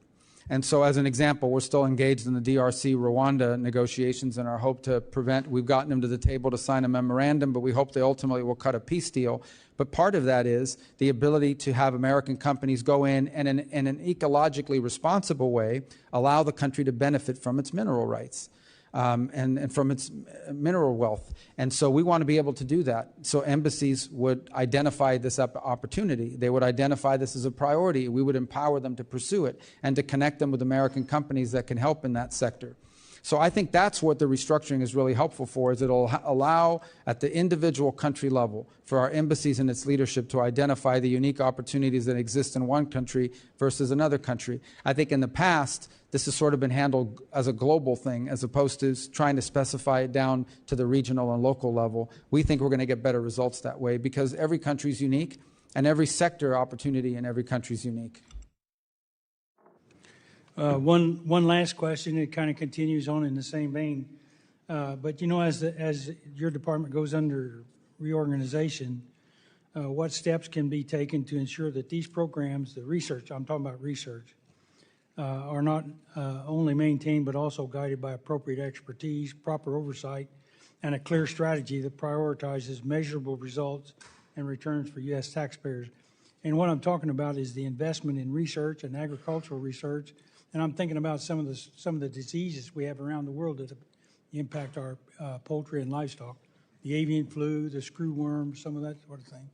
So we got about 46 seconds. So. Well, I think the answer to that is these programs ultimately have to be judged by the outcomes and by what they're producing. We have to, every single year, you have to ensure that the dollar you're investing is having a return on it.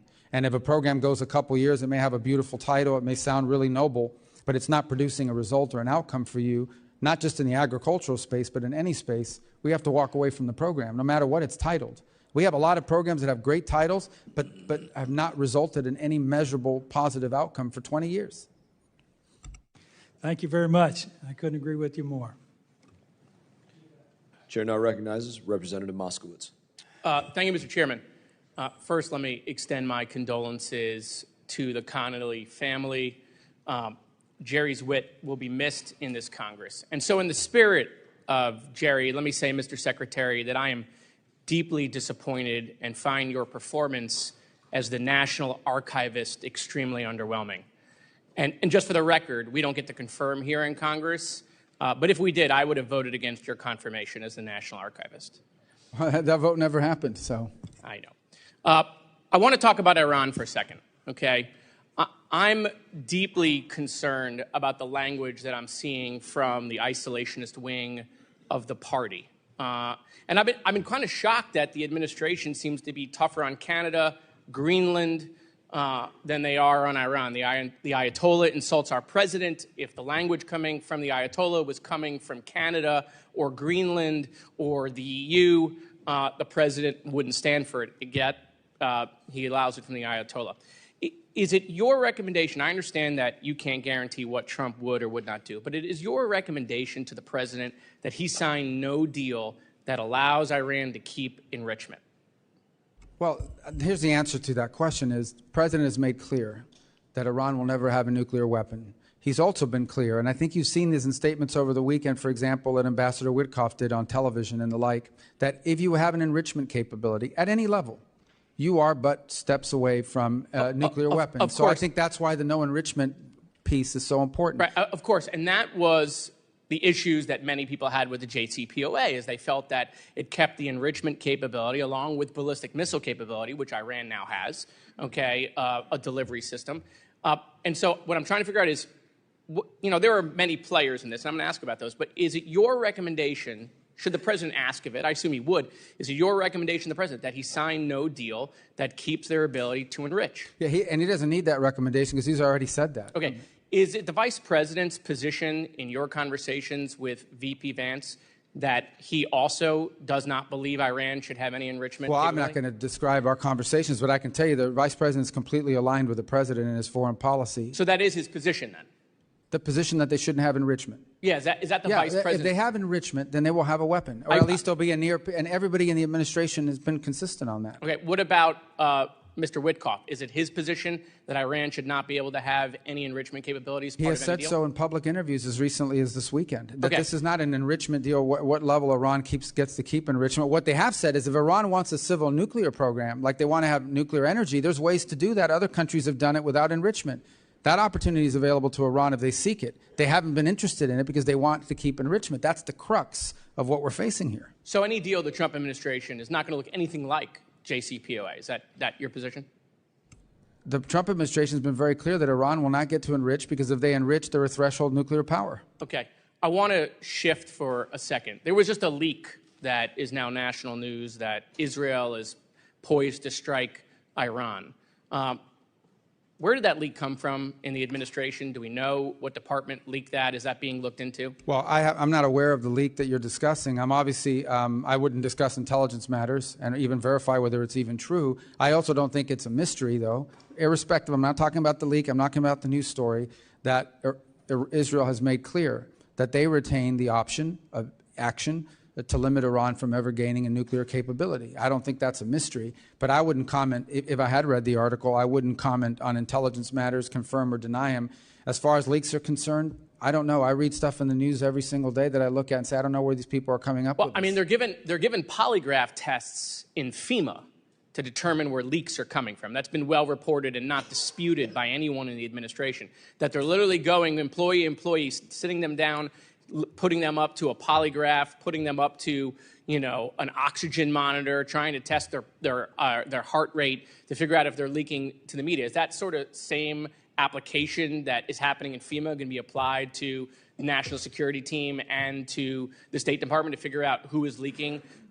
As far as I'm aware, we've not conducted any polygraph tests at the Department of State. Maybe we should, but we haven't. Okay, all right. So I just want to be clear, because there is a lot of confusion depending on the day, the week, and a lot of the reporting that's coming out.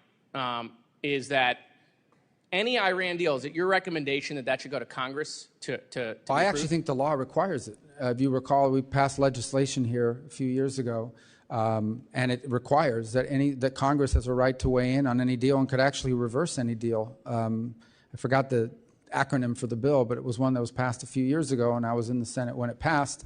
It was after JCPOA. Okay. Thank you, Mr. Chairman. I yield back. Chair now recognizes Representative Barr.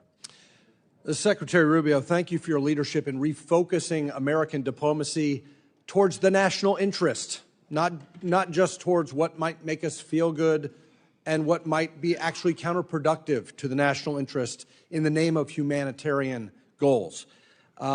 Last year, the Select Committee on the Chinese Communist Party found that 5 venture capital firms funneled more than $1.9 billion into artificial intelligence companies that support China's human rights abuses or military modernization. At least another $1.2 billion went into the PRC's semiconductor industry. Recently, there was a $75 million venture capital investment into a Chinese artificial intelligence firm, Manus. Do you agree that controls on American investments or non-U.S.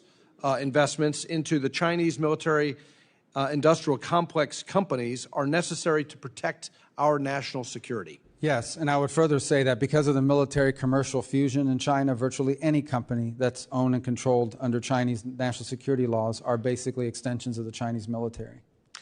In February, as you well know, President Trump issued a national security memorandum titled, quote, America First Investment Policy. And that memorandum directs federal agencies to address outbound investments and targets both entities and sensitive technologies. My bill, the Fight China Act, which I introduced with Senator Cornyn, aligns with this memorandum. And this legislation builds upon my legislation in previous Congresses that authorized OFAC to impose SDN sanctions on CMIC companies. Do you agree that this new bill that Senator Cornyn and I introduced that has an approach that not only authorizes sanctions on the Treasury CMIC list, but that also restricts investment into these clearly identified sensitive technologies, that having that supplement to legislation is important to get at these non-listed projects in China? Yeah, again, I haven't seen the bill, but I think the concept you're outlining is in full alignment with the President's executive order, and that is to both look at individual companies that are being invested in, but also specific technologies at the cutting edge in particular, and especially those that have applications that could be contrary to our national security if in the wrong hands, and certainly the Chinese Communist Party would be the wrong hands. Yeah, I'm concerned that if we rely exclusively on entity lists, that we're going to be missing venture capital and private equity investments in non-public companies in China that nevertheless threaten our national security. If they can go on a list for clarity, great. And I want a red light, green light approach to provide the private sector with clarity and certainty. But I do think we're under-inclusive if we just rely on publicly traded entities on these lists. Let me ask you a question about the border work, Secretary Rubio. How is it, obviously you've had great success, border crossings are down by 95%, 65,000 dangerous illegal immigrants, including 2,288 gang members from Tren de Aragua, MS-13 and other gangs have been arrested. How is it that after only 4 months in office, we've seen President Trump retake operational control of the border and return these criminal migrants to their countries of origins when the previous administration told the American people time and time again we had to have comprehensive bipartisan immigration reform? Their hands were tied. Because under the previous administration, it was abundantly clear that if you got into this country, your chances of being able to stay were very high, whether you got in illegally or legally. Under the current administration, it's clear that if you get into this country unlawfully, you're going to be removed the way the law requires. It's entirely incentive-based. And the truth of the matter is what we faced over the last few years is not illegal immigration. We've had illegal immigration throughout our history, and every country in the world faces it. What we've had is mass migration. We've had it here, we've had it in Europe, but we've had it here, a mass migration event, which is dangerous and frankly nothing humanitarian about mass migration for the migrants who are often abused along the way. And so the message has gotten out that we're no longer going to allow you to stay if you enter illegally through some legal maneuver. Once you arrive here, you say magic words, you immediately kick off the asylum process, and you're going to get to stay for an indeterminate period of time. And once it became clear that that was no longer the case, the incentive to come was dramatically reduced, and as a result, you've seen the border crossing numbers, which have given us the most secure border in our lifetime. Well, it's pretty clear that it wasn't legislation we needed. We needed a new commander-in-chief and a new Secretary of State, and we appreciate and applaud the great work that you all have done. My time has expired, so I will yield back. Chair recognizes Representative Jackson. Thank you so much, and we acknowledge that we miss our dear colleague, Conley. Thank him for his years of service. Mr. Speaker, it was 39 years ago. Here in Washington, D.C., I was arrested while protesting against the apartheid government in South Africa's white minority that had a non-minority white for the greater part of the latter half of the 20th century held captive, if you will, in bondage, which sanctioned racial segregation and political and economic discrimination against its black citizens. I believe your policies on South Africa at this point in your career are wrong, precisely because either you do not understand the history of the country or you have grown indifferent, and I beg that you go to your higher nature. That being said, I want to ask you about President Trump ending U.S. government support for diversity, equity, inclusion, and accessibility that promotes fairness in hiring and helps make our national security workforce the strongest it can be. In the name of advancing an anti-woke agenda, he has given himself permission to break the law, attacking congressionally mandated efforts that have enjoyed bipartisan consensus for decades. I believe not only in diversity is our strength as a country, but in fact, our workforce does not reflect our population, then it merits an inquiry into what are the impediments that are leading to that outcome. Would you agree with that latter statement, that diversity is our strength? I think unity is our strength. Okay, that well, we're a diverse nation is important. While those words you strength. would think that they were mine, they actually are recorded from you in your Senate hearing in July of 2022. Further, do you believe that following the law is important, yes or no? We follow the law every day. Okay. Well, you wear so many hats, it must be difficult to keep track of all the laws that you have supported, but yes, you did vote in favor of the bill, and I want to read a section of the bill that you did support. It's Section 5403 of the 2022 NDAA requires that the State Department to strengthen recruitment of people belonging to underrepresented groups. I know Mr. Trump has asked you all not to say that as cabinet officials, and I hope you have the guts to tell the president on some matters he is simply wrong. Mandating outreach to universities, employees' affinity groups, and expanding paid student internships are among the actions. So I would like to know, do you stand by strengthening diversity within the ranks of the State Department? I stand by hiring the best people to do the job, irrespective of their background, the race, color, So you're going creed. against That's the very the law American that way. you had once supported, which I find highly contradictory and hypocritical. I hope that you would have the courage of your convictions, be the Marco Rubio, the senator that we knew, and not the Secretary of State that is now capitulating to that of a tyrant and that of Donald Trump. At this point, I would like to yield my balance of my time to that of the Honorable Sarah McBride, and I thank you so much for your time. The president was elected, as far as I recall. I've yielded my time, sir. Thank you, Representative Jackson. Thank you, Mr. Secretary, for joining us. We've talked a bit about the administration's proposed almost 84% cut in the international affairs budget, not just the USAID budget, but the international affairs budget, which includes the State Department. But I want to hone in on one line in particular, which is a 71% cut in the account that includes international disaster assistance. Now, we got a glimpse into what this reality would look like if this budget was implemented back in March, when the administration, when the U.S.'s response to a devastating earthquake in Burma was dwarfed by China's response. I think China's response was about 15 times greater than our response. Now, after that, we sent a letter to you that unfortunately we did not get a response to, asking several questions about the administration's decisions to essentially turn our back on the people of Burma. Now, as you said, foreign assistance, including international disaster assistance, is not a charity. It's a strategic investment. And when we were not there in Burma, it allowed China to fill the void.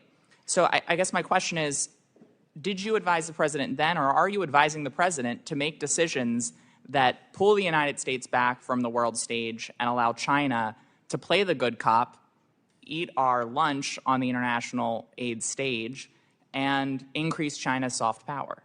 China spends, even now, a fraction of what we spend on foreign aid. It's not even close. It's a laughable difference. As far as Burma, the reason why we did respond to Burma, the problem is that the junta there hates us, and they're pro-China, and they were still bombing their own people right after the event happened.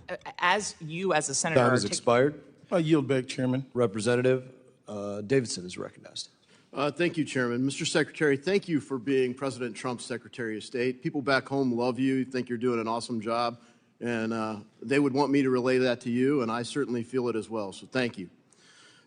Secretary Rubio, Ukraine has been one of the largest recipients of U.S. foreign aid. We've given Ukraine well over $200 billion in aid since the war began, since Russia invaded them, and I've voted against all of it, despite Zelensky's claims that, quote, when it's said that Ukraine received $200 billion in support to the Army during the war, that's not true. We received about $76 billion. It's significant aid, but it's not $200 billion. You know, Mr. Secretary, I actually am concerned that President Zelensky is right.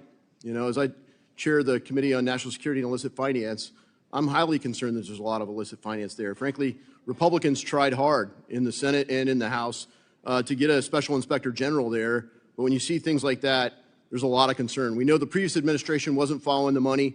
Will you commit that you're following the money, and can you give us an update? Yes, obviously all of our aid is going to be analyzed. We have inspector generals. We have a particular inspector general on that account that will look at all of that spending, and if we ever identify misappropriation or movements around, then we will certainly address it. But I think the broader point, and is the one you make, is that we've provided extraordinary amounts of assistance to Ukraine, but this war now has to come to an end. There is no military solution to this war.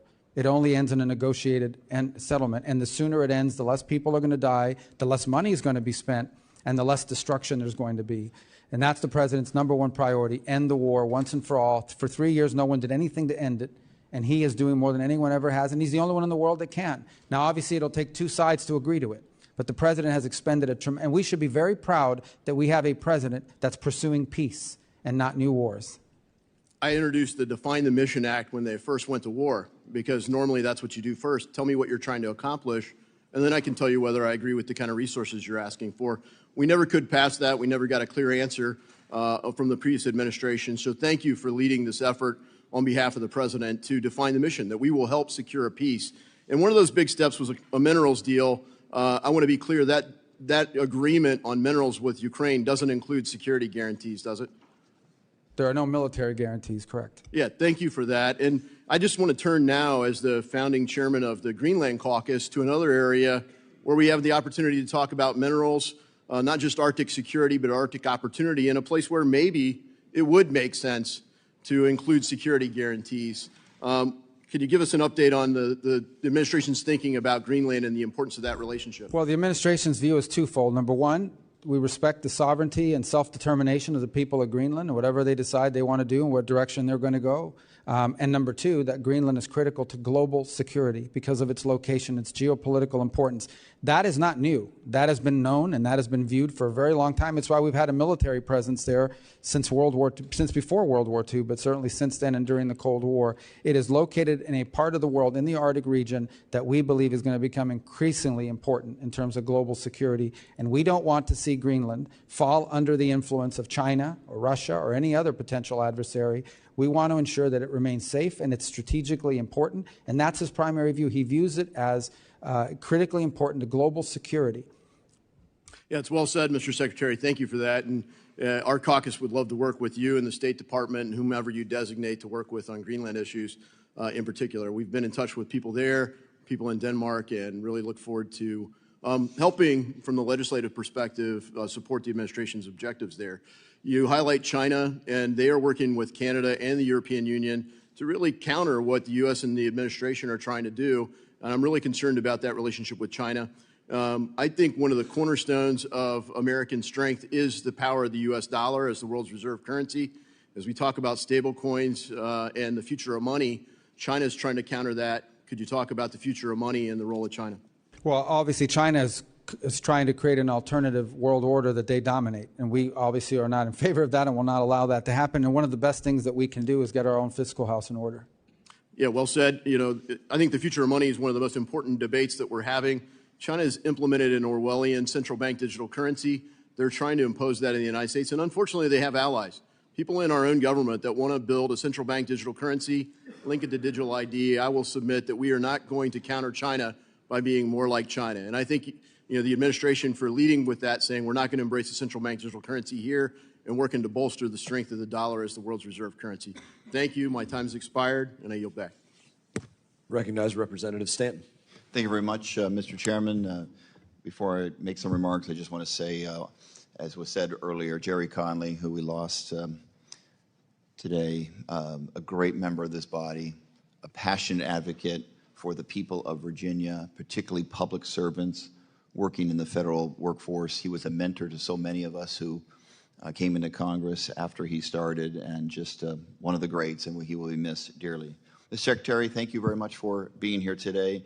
In 2016, you warned, quote, "The world without American engagement is a world none of us wants to live with," unquote. I couldn't agree more, and I bring it up today because the threat from China has grown, not just due to global shifts outside of our control, but because of political choices by this administration, short-term moves with no thought for long-term consequences.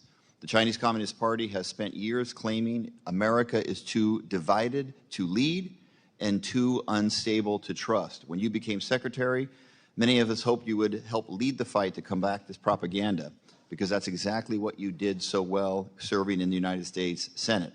For example, Mr. Chairman, without objection, I'd like to submit for the record the August 2023 op-ed written by then Senator Rubio on this very subject. Without objection? Yeah. Secretary Rubio, in this op-ed, you wrote that strong, credible deterrence against Beijing is the best way to keep, quote, far-flung controversy from impacting our way of life. You added, quote, "If there's even a hint that the United States will not honor its security commitments, it will encourage Beijing to engage in more hostility to test our resolve." I thought your framing was especially smart here because you weren't just warning about policy. You were making the case for credibility, and I couldn't agree more with then-Senator Rubio. But here you are today as Secretary Rubio presenting a very different record. As Secretary, we've seen you defend or be complicit in reckless foreign policy that Senator Rubio once warned against, like strategically incoherent tariffs that alienate our allies, alliance-breaking decisions that weaken our national security, partnership neglect that isolates us, abandoned commitments that shred our credibility, and hand China easy propaganda wins.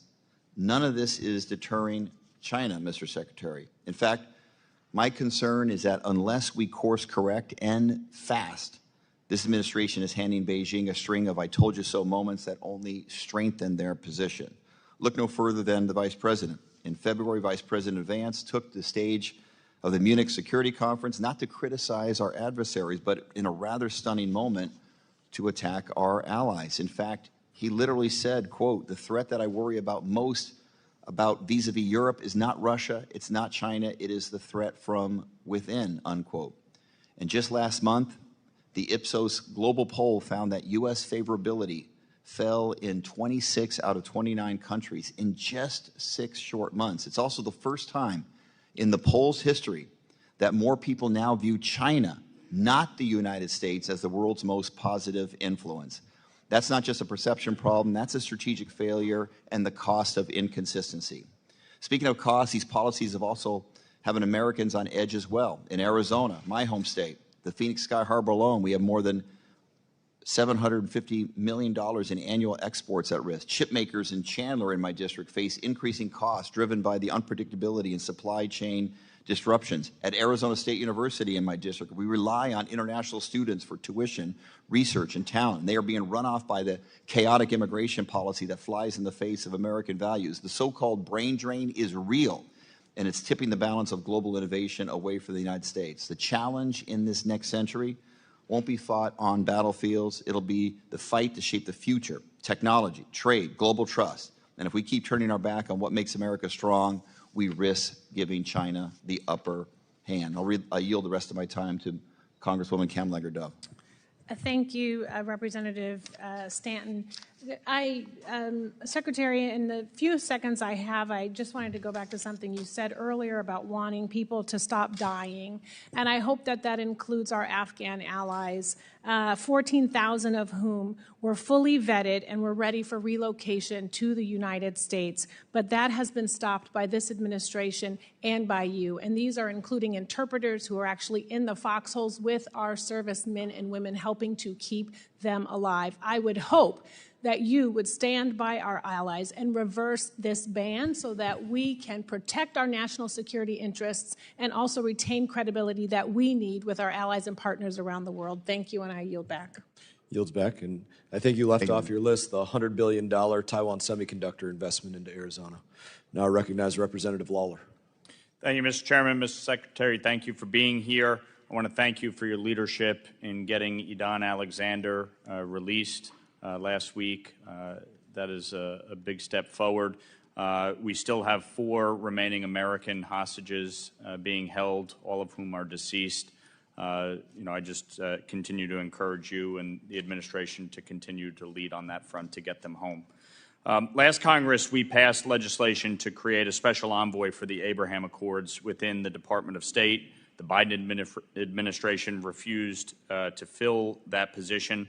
I know we have the Middle East envoy, but I would ask, can you commit to bringing this forward to the President so that we can get this position filled? Yes, that's in process. Thank you very much. Obviously, the Abraham Accords was one of the most consequential foreign policy initiatives under the first Trump administration, and prior to October 7th, I think we were making progress, but since obviously it has somewhat stalled, how critical long-term for peace do you believe it is for Saudi Arabia to normalize relations with Israel, and where do you see that in the process? Well, I think it would be a major development, one that I thought was moving in a positive direction until, as you said, October 7th. I think there's still a willingness to do it. Certain conditions are impediments, October 7th being one of them, but the Saudis have continued to express an interest, as have the Israelis, in reaching that agreement. In the meantime, we do have an Abraham Accords office that is actively working to identify a number of countries who have lined up and already, and I think we may have good news certainly before the end of this year, of a number of more countries that are willing to join that alliance. And the last point I would make is it's also critically important that we do all we can to live up to the commitments made on the part of the United States on behalf of the countries that previously joined the alliance, be it the UAE, which is part of the effort for this trip this weekend. It wasn't some of these other nefarious purposes. It's to continue to strengthen the commitments that were made to the UAE as part of the Abraham Accords, but also Morocco and other countries such as this. So I think that this is important that we continue to build on it, but you start building by ensuring the countries that are already a part of it feel like our part of the bargain has been lived up to. Agree. You were a very strong voice against the BDS movement when you were in the Senate. And as you know, there is a loophole in the current anti-boycott law that was signed by President Trump that allows intergovernmental organizations like the United Nations to pressure U.S. companies into supporting boycotts against U.S. allies like Israel. I have introduced the IGO Anti-Boycott Act to close that loophole and hold the United Nations to the same standard as foreign governments that is already in law. Would you support closing that loophole? Well, again, like any legislation, I'd want to see it, but the concept you've just outlined is one that I think the administration will be very supportive of. Appreciate it. I know my colleague, Mr. Moskowitz, touched on the Iran nuclear framework that is being negotiated. I think we can all agree that Iran should not have a nuclear weapon, and I know you and the administration are working to prevent that. So I appreciate your efforts on that. Yeah, if I could respond. Iran, while they claim to never want a nuclear weapon, if you ask them, they'd say, we're not interested in a nuclear weapon. We're just interested in enrichment. The problem is that if you can enrich at any level, 3.67 or whatever, you're 80% of the way there. All that requires now is a few months or weeks of time to get to the weapons grade. It makes them a threshold nuclear power. The Iranian position is they want civil nuclear energy. And if they want civil nuclear energy, meaning they want nuclear electricity for their country, nuclear generated electricity, there is a pathway to doing that. Multiple countries around the world do it without an enrichment capability.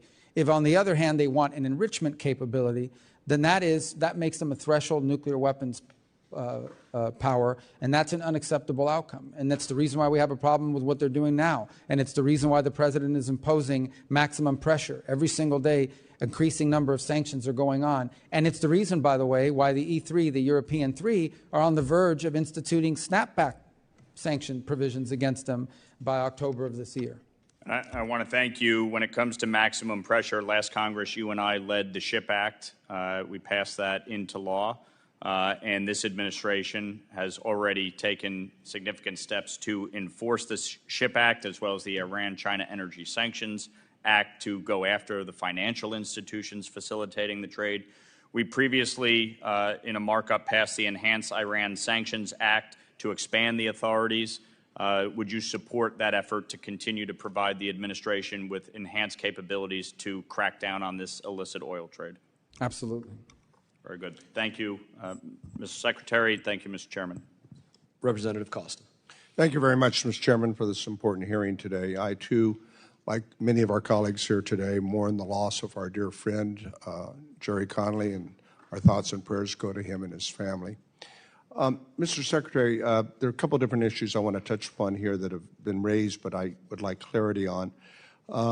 First of all, would you agree that the transatlantic alliance, the partnership post-World War II, has been a hallmark of freedom throughout the world? Yes, and it continues to be a strong feature of our foreign policy. Yes. You said that you had not discussed post-closures as it relates to those in Europe as part of your overhaul of the State Department. 4 are in France, 3 are in Germany, 1 in Italy, 1 in Portugal, 1 in Brazil, not Europe. But and then I thought you said that no determination has yet been made with those post-closures? No, there was an article. Some of these are cultural places, like I forget the exact ones, but they're not even embassies or consulates. But they're not being closed, but I don't know where these things are coming from. I mean, people are putting stuff out there. Now, if you could respond with a letter on that point, I would appreciate that. Sure. Well, I can tell you this. If the we Consul find a post General, that's I know in wasteful, we'll Portugal, close it, is our oldest. What's that? And the Consul General's post in Portugal is our oldest historically. I don't know where that's coming well, from. I mean, that's okay. a press report. We'll clear that up later on. Mr. Secretary, America has been the beacon of light for democracy, post-World War II certainly, and almost every president has been used as a voice of a defender of democratic principles. Do you agree that China and Russia are our adversaries today, along with Iran, I might add? I think both, well, there's no doubt in the case of China seeks to replace us on the world stage as the world's most powerful country. In the case of Russia, they clearly do not support a world order in which the United States plays the role it's currently played, so they're an adversary in that front. In the case of Iran, they're a threat to regional peace. I wouldn't say they're a global threat, but they're an increasing threat. No, I understand. And I would even go further. I consider today modern-day Russia a syndicate masquerading as a country with a mob boss called Putin. And so in these negotiations, I want to do a comparative analogy. The president has indicated that with Iran, as we've noted, that maximum pressure are the tactics that will be used to engage Iran to ensure that they do not obtain nuclear capability. Is that correct? Maximum pressure on Iran? Right. As compelling them to not seek a nuclear weapon? Right. Correct. Or the alternative is worse? Yes. In the negotiations that the president is trying to seek a ceasefire and a peace between Ukraine and Russia, I would like to ask you why the president has not considered using maximum pressure on Russia to ensure, which we have the ability to do so. Sanctions are being considered, as you know, over in the Senate, additional sanctions, to pressure Russia into a ceasefire mode and to a peace agreement, realizing that they've broken the last 3 agreements they've had with Ukraine in the last 20 years. Well, I think the president has made clear that he understands clearly he has options with increased sanctions on Russia if necessary. He would prefer that they agree to a peace deal. And so it's a process of trying to encourage them to reach peace. If ultimately that doesn't work, the president has publicly stated he's very well aware of the sanctions options, devastating sanctions options that he has. And I just want to make sure that we're clear about this, because we have leverage on Russia. And it's not clear to me that we're using it in the same sense that we're using it with Iran. And I think, frankly, we and our allies must be together in defending democracy. And certainly Ukraine is a democratic and intending to become more democratic, wants to join with the West, with the European Union, as well as ultimately with NATO. And I think Poland, Romania, and the Baltic states are watching very carefully to America's commitment to Ukraine. Let me go on quickly here. The effort was raised, and you commented on Armenia and Azerbaijan, another country that Azerbaijan that has not kept its commitments in the Minsk Accord. We've tried to get Republican and Democratic administrations to forego the waiver on Section 907 on military aid to Azerbaijan. Finally, last year, the Biden administration rightfully refused to issue the waiver. I think it should be permanent. What is your position, and will you commit to not resisting Section 907 waiver again this year that would block military aid to Azerbaijan? Well, we haven't made a determination on that yet, because what we're focused on right now is getting them to agree to a peace agreement that does not cause them to invade a neighboring country in Armenia. We would like to prevent that from happening. The president's very committed to preventing wars, and we've tried to outline to both sides, especially the Azerbaijani side, the tremendous benefits that would come from signing a peace deal and not engaging in a war that we would find to be destructive, counterproductive, and the last thing we need right now in the region. And Armenia is looking for our help and our support. Representative Kane is recognized. I yield back the balance of my time. Thank you, Mr. Chairman. And Mr. Secretary, it's good to see you here today, and thank you for joining us. As we evaluate the State Department's budget and posture, we must ensure that its structure, priorities, and resources are aligned to effectively advance U.S. national interests. That includes ensuring global health assistance is targeted, transparent, and focused on delivering life-saving care where it is needed most. PEPFAR has been an incredibly successful global health program over the past 20 years, and it's something that America should be proud of. However, the world has changed in those 20 years, and the U.S. should begin helping other countries take ownership of their HIV prevention and treatment efforts. To ensure success, we should make sure that there are planned, predictable, and negotiated timeframes. So in this committee's efforts to reauthorize the State Department, how can we define in statute the mission of the Bureau of Global Health Security and Diplomacies to facilitate transfer of ownership for global health programs to partner countries? That's a great question that we'd have to collaborate on in terms of statutorily defining what those benchmarks are. But I think the broader point is the best foreign aid is foreign aid that comes to an end because it's achieved its purpose. In the case of PEPFAR, where today 85% of its recipients are still receiving assistance, you want to reach a point in which one of two things happens. The transmission of the disease stops, but also the partner nation has built the capacity to be able to handle it themselves. Not PEPFAR specific, but many of these programs, what ends up happening is even if they do achieve their initial goals, it now it morphs into some new target that's created in order to continue to sustain the program. So ideally what you want to see is foreign aid that goes into a country, deals with the acute problem, but ultimately helps the country have the capacity to deal with the chronic problem, to prevent it from becoming a problem. And I think that's the ideal benchmark. You define it through a period of time, through gains year over year, and ultimately designed to increase partner capacity so the day will come where they can self-sustain. I think many of these countries would like to see that happen. What cannot continue is this open-ended spending all across the world on all kinds of things. We just can't do that. We are by far, it's not even close, we're by far the most generous nation on earth on foreign aid, by far. And we'll continue to be. by far, with no other equal, including China, despite all this alarmist stuff.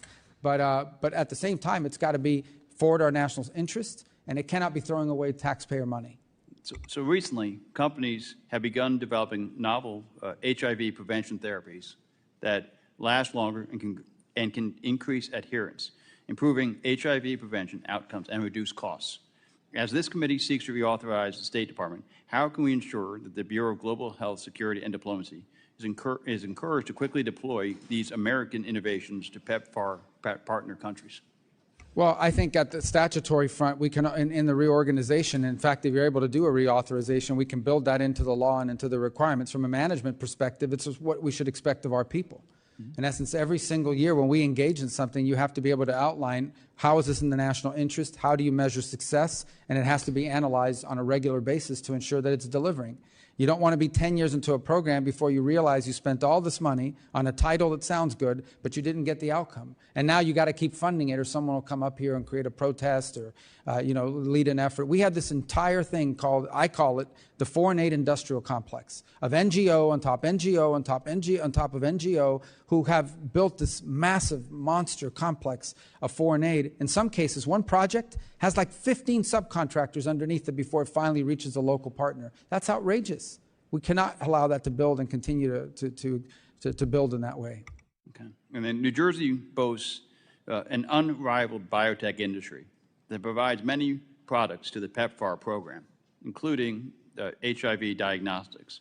As you integrate PEPFAR's functions into the Bureau of Global Health Security and Diplomacy, how are you looking to ensure that diagnostics will continue to be a key component of the PEPFAR program? That's great insight. That's the kind of input we want to see, and that's the kind of input we want to work with you on and members of this committee on. These are the kinds of things that we can build ultimately in an authorization bill, but more importantly in our internal practices, again, to ensure that when we're providing aid, it's the right aid and the kind of aid that helps us meet the benchmarks that we've set.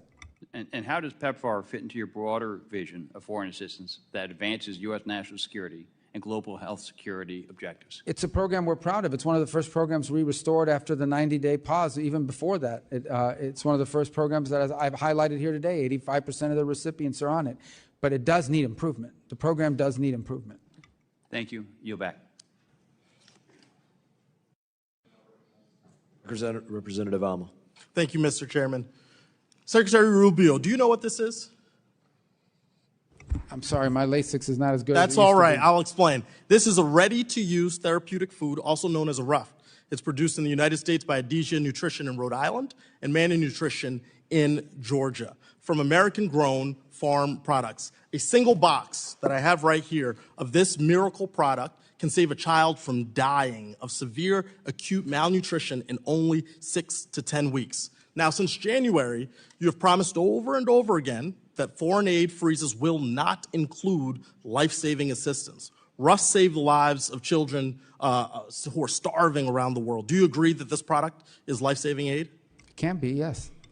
Well, Secretary Rubio, the World Food Program estimates that 8,000 children die from hunger every day. Until last Friday, over 123,000 RUF boxes were purchased for Sudan, but were sitting in Rhode Island in a warehouse because of State Department delays. So my question for you is, are you doing everything you can to keep starving children from dying? There was no State Department delays to that being deployed. There may have been other delays, but it wasn't State Department. There were State Department delays.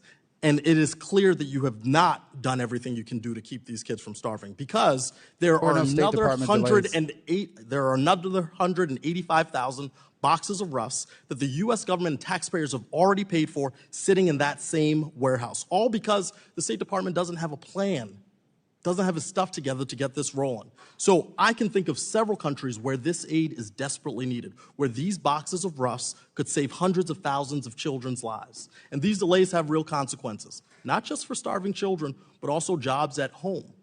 I talked to the CEO of Adesia, who said they had to lay off 10% of their team due to the lack of payments from the U.S. government and a lack of clarity in March. So Secretary Rubio, will you commit to making decisions needed to move the remaining 185,000 boxes of roughs to countries that need them by the end of this week. Well, I'd be interested to learn what those impediments Well, are. we've been talking about this for a while. I've sent you letters since But there's January. no impediment on our end to distributing that. There are impediments. There are I'm others. speaking Part of directly it, to the Sudan source. is a war zone. Secretary, I'm that's an reclaiming my impediment. time. This exists other as a impediments. problem, and you have not acted. That's false. And maybe it's the case that you have too many jobs, because I know it's the case. It must be a lot to be the National Security Advisor, the National Archivist, or the head of USAID. That's a lot. I understand a lot of footballs. You're a football player. That's a lot of balls to catch. But the issue here is we have children who are dying. So will you commit to continuing to fund the production, transportation, and distribution of these domestically produced life-saving products to save starving children around the world? They're approved now. They are not moving. I just told you about 185,000 boxes in Rhode Island. I live there. And you need to figure out why they're not moving, because it isn't an impediment from us. Sir, you need to figure out. That's actually your job, sir. No, it's no impediment from the State Department. Well, Mr. There may be a Secretary, it logistical seems like you impediment that have will not nothing to make do a with commitment.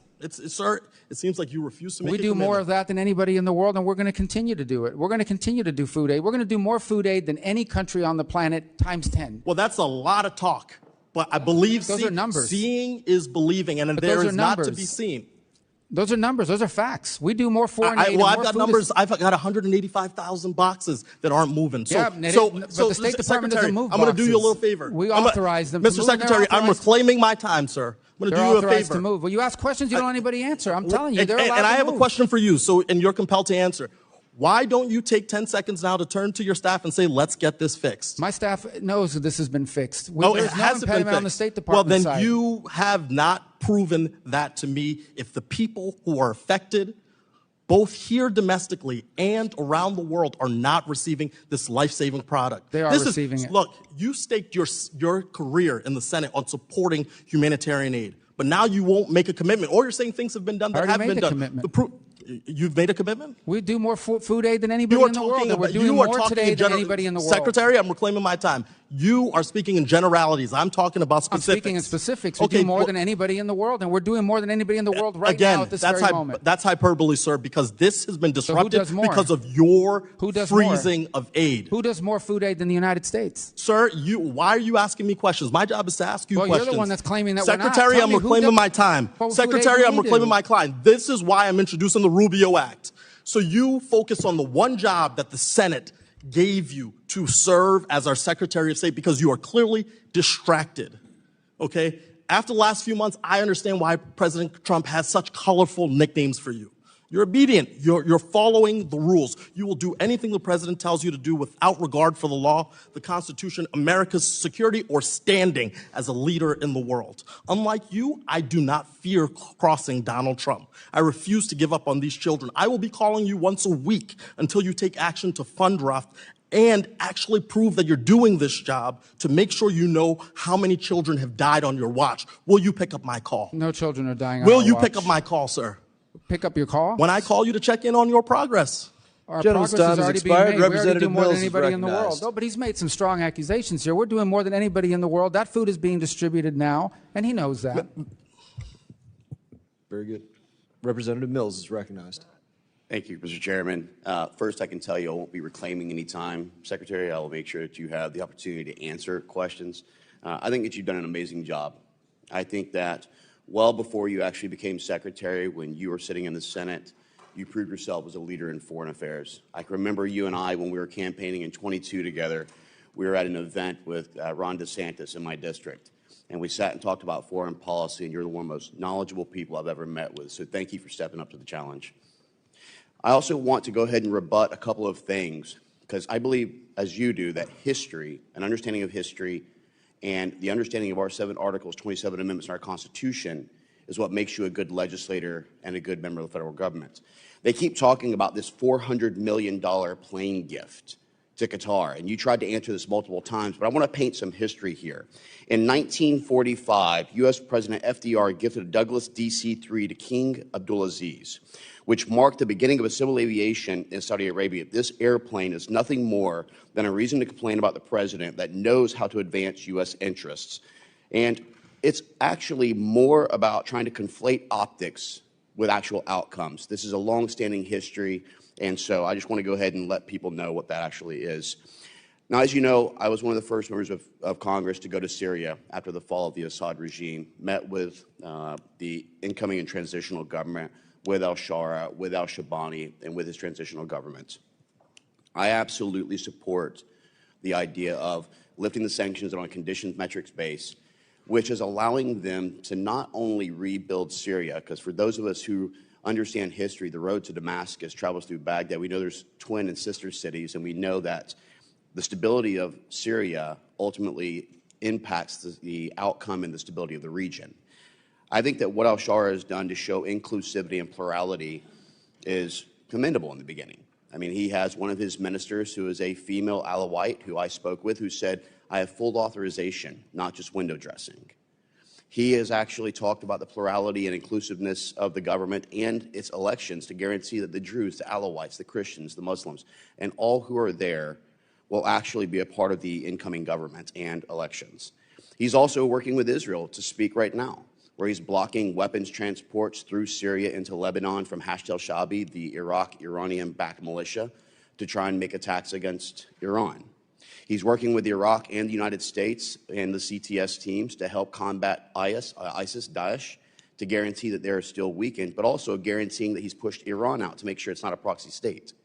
It's a historical moment for Syria. 50-plus years, the Russians have had a stronghold under the Assad regime. And I commend you on your support for this and also the Caesar Act when it passed. Secretary Rubio, I have a question with regards to Iran. We understand that the nuclear negotiations are going on and there's much to be done. But could you give us some of the highlights to what these metrics and conditions will be in the administration to guarantee that not only do we see a Iran that is free of nuclear weapons, but a potential change and fall of the Iranian regime? Well, anytime these negotiations are ongoing, you want to be delicate about what you say publicly because it could upend them. And obviously, I remind everybody that no matter the nature of their government, in foreign relations, the people on the other side are in politics too.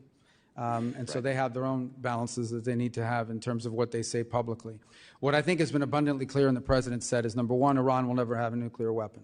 And he's discussed that there's one way to do it, which is not an ideal way, and the other way to do it is for Iran to agree to a deal. What is a deal that does not allow Iran to get to a nuclear weapon? It is a deal that doesn't just say we commit not to getting to a nuclear weapon and taking them at their word, but ensure that they do not have the capacity, the continued capacity to enrich. If they can enrich, then you are basically a threshold nuclear power that at any time can accelerate that process and get to that point. So that is the goal of these negotiations, to create an incentive model where if they give up their enrichment capability, they will receive some sanctions relief commensurate with it. That's the hope.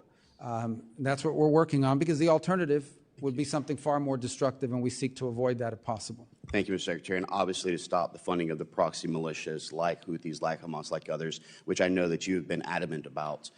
I want to switch to Brazil, if I may. Mr. Secretary, as you're certainly aware, the alarming human rights decline in Brazil. We've seen pervasive censorship, political persecution targeting the entire opposition, including journalists and ordinary citizens. What they're now doing is an imminent politically motivated imprisonment of former President Bolsonaro. This crackdown is extended beyond Brazil's borders, impacting individuals on U.S. soil. The 2023 Financial Times article actually talked about this. What do you intend to do, and would you be looking at Supreme Court justice sanctioning of Alexandra de Moraes under the Global Magnitsky Act? That is under review right now, and it's a great possibility that will happen. Thank you so much, Mr. Secretary. With that, I yield back. Representative Jayapal. Thank you so much, Mr. Chairman. Thank you, Secretary Rubio, for being here. On March 21st, 2025, the State Department approved the revocation of a student visa for Rumeysa Öztürk, a Turkish citizen who is a graduate student at Tufts University, apparently simply for writing an op-ed. According to an internal State Department memo, you took this action under your discretionary authority to revoke visas, and soon after you revoked her visa, armed and masked plainclothes officers snatched Ms. Öztürk off the street and transported her to a prison in Louisiana. Mr. Secretary, do you really think that Ms. Öztürk's op-ed results in a foreign policy consequence for the United States? I believe that case involves someone whose visa we never would have granted had we known ahead of time. I'm not asking you that question. I'm asking you if you think an op-ed, if an op-ed, which, but that's exactly, in fact, what happened. The State Department wrote a memo concluding that you did not have sufficient grounds to revoke Ms. Osterik's visa. There was no evidence showing that she'd engaged in any activities were a threat to national security. And in fact, in May, a federal court ordered Ms. Osterik's release from detention, noting that the sole basis for the government's detention appeared to be the fact that she co-authored this opinion piece in the Tufts newspaper in March of 2024.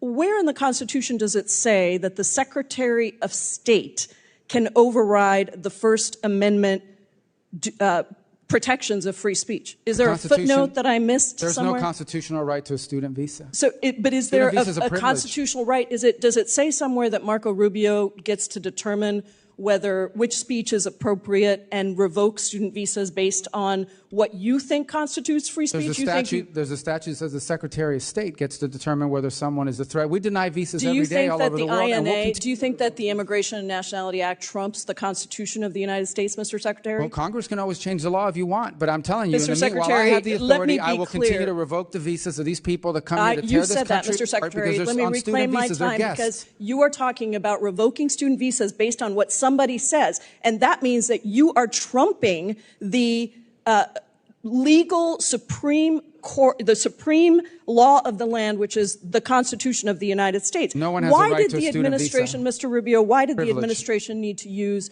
masked, armed, unidentified agents to whisk somebody off the street and deny her counsel for almost 24 hours after her arrest? Well, you'll have to ask the agencies that did that work. I'm not responsible for that. I'm responsible for revoking the visas of these people that come to tear this country Rubio, apart. I'm talking about this particular case where you revoked the student visa of a Turkish citizen who was a graduate student who wrote an op-ed that you didn't like. And suddenly you allowed for masked men to whisk her off the street. And you have multiple jobs, apparently. You're the national security advisor as well. So don't tell me it's not your job. Who snatches her off the street? We don't do the snatching, but I can tell you we do the visa revocations. Let me ask you about the national security consequences of people, masked men on the streets, snatching people off the streets. If these are legitimate law enforcement agents carrying out proper arrests, why are they hiding their identities? Because then radical crazies will try to hurt them. So you think that U.S. agents who have almost always gone without face coverings, even when they're arresting some of the country's most dangerous criminals,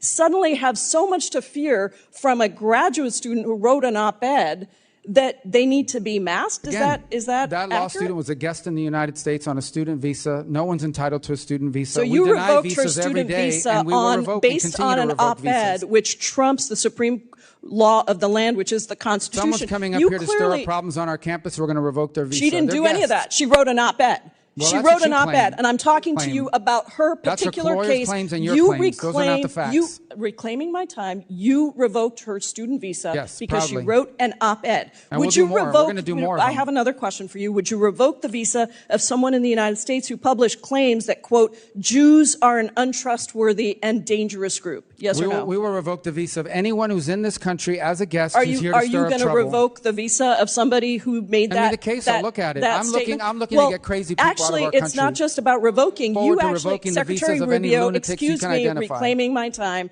Can you explain to me why the Trump administration granted refugee status to Charles Kleinhaus, the white Afrikaner who tweeted that exact statement that I just said? There's the case. That's not a visa. You granted that person to enter the United States. That's a totally different process. That's someone that applied here through a totally different process. Secretary Rubio, visas are a privilege. Secretary we deny Rubio, them all the time, and we'll revoke them. You revoked a visa based on an op-ed, and then you allowed for masked men to snatch somebody off the street. Your time has expired. That's your claim. That's not accurate. Recognize Ranking Member Meeks for a closing statement. I'll be brief because this really is a sad day. But I want to, in my closing, just say thank you to the men and women of USAID who did their jobs, who have been forgotten about by this administration and this Secretary of State. You know, when you think about pathogens without passports that could kill millions, it was USAID teams. They were on the case to figure out how to strengthen lab surveillance and testing. They no longer can do that. When you think about more than a decade of gains by authoritarians and oligarchs, USAID teams were building new tools to help independent media survive and to provide insurance so anti-corruption and NGOs could fight back against specious lawsuits. They've been all wiped out, all of those organizations. When you think about the extreme weather caused by climate change that was wiping out livestock and farmland and driving the mass migration of millions, it was USAID teams were helping scientists and farmers experiment with different varieties of drought-resistant seeds while hustling up private sector partnerships to stay ahead of devastating droughts. This is who USAID was. This was the same organization that Senator Rubio was supporting and talking about when he traveled. And to come here today and to hear his remarks and not even, well, he did say one good thing. He said that he recognized that most of the people in the State Department and most of those foreign service agents were good people. They were great people. They served our country well. They deserved more than they've gotten under this administration and under your leadership as Secretary of State. And I yield back. Thank you, Mr. Secretary, for taking the time with us today. Countless times you were not given the opportunity to respond to things. I'm going to take my time for my closing statement and yield you that time to respond to anything you wish to. No, I appreciate it. Thank you for the chance to interact with all of you. And obviously, I don't agree with some of the assessments, many of the assessments that are made here today, but I'm proud of the work we're doing. We're going to give you and deliver for our country a State Department that can deliver effective foreign policy in a way that's driven from our regional bureaus. I keep going to this because it's really important. That is the treasure of our State Department, is our regional bureaus and our embassies. That's where the action needs to be, and that's where it needs to happen. That's where the best ideas are coming from. The ranking member in his closing remarks said most of the people are good people. They are. They're even some of the people that lost their jobs. We didn't fire them because they were bad people. We fired them because their function was no longer needed. Or they were removed. I'm proud of the reforms at the State Department. To date, I believe there's been we've had some people leave early, as they always do, and retire, but by and large, we've only had about less than 200 people removed from positions as a RIF because we closed down the Global Engagement Center and one other bureau. But we've undertaken a very meticulous and careful effort to develop a State Department that is going to be able to deliver results for the American people. The bottom line is this: we live in an era in which our foreign policy has to be driven by the national interest. What is good for America? What makes us stronger, more prosperous, or safer? That's it. That's our foreign policy. And everything we do, foreign aid, diplomacy, trade deals, arms sales, all of it has to be driven by that consideration. What the answer to that question is different in different countries and in different parts of the world. They just are. That's the way foreign policy has always been. That's the way it needs to be again if it's going to be successful. And that's what we're committed to delivering. And hopefully being able to work with you. We'll provide you. We've received all the input from various members of this committee on both sides of the aisle. We're almost done with our comment period. We'll have our final proposed reorganization that will be available to you in a congressional notification at that point, an official notification, not the preliminary, and then we can continue to work from there. And if, in fact, you're going to undertake the work of reauthorizing the State Department, I think that would be phenomenal. We would welcome that and the opportunity to work with you to create these structures in a permanent and enduring way. Thank you. Point of order, Mr. Chairman. Point of order. Members of the committee may have some additional questions for the Secretary, and we ask that you respond to these in writing. Mr. Chairman, point of order. Committee rules, all members may have 5 days to submit statements, questions, Mr. Chairman, point of order. For the record, subject to length limitations. Without objection, the committee stands adjourned. Point of order, Mr. Chairman.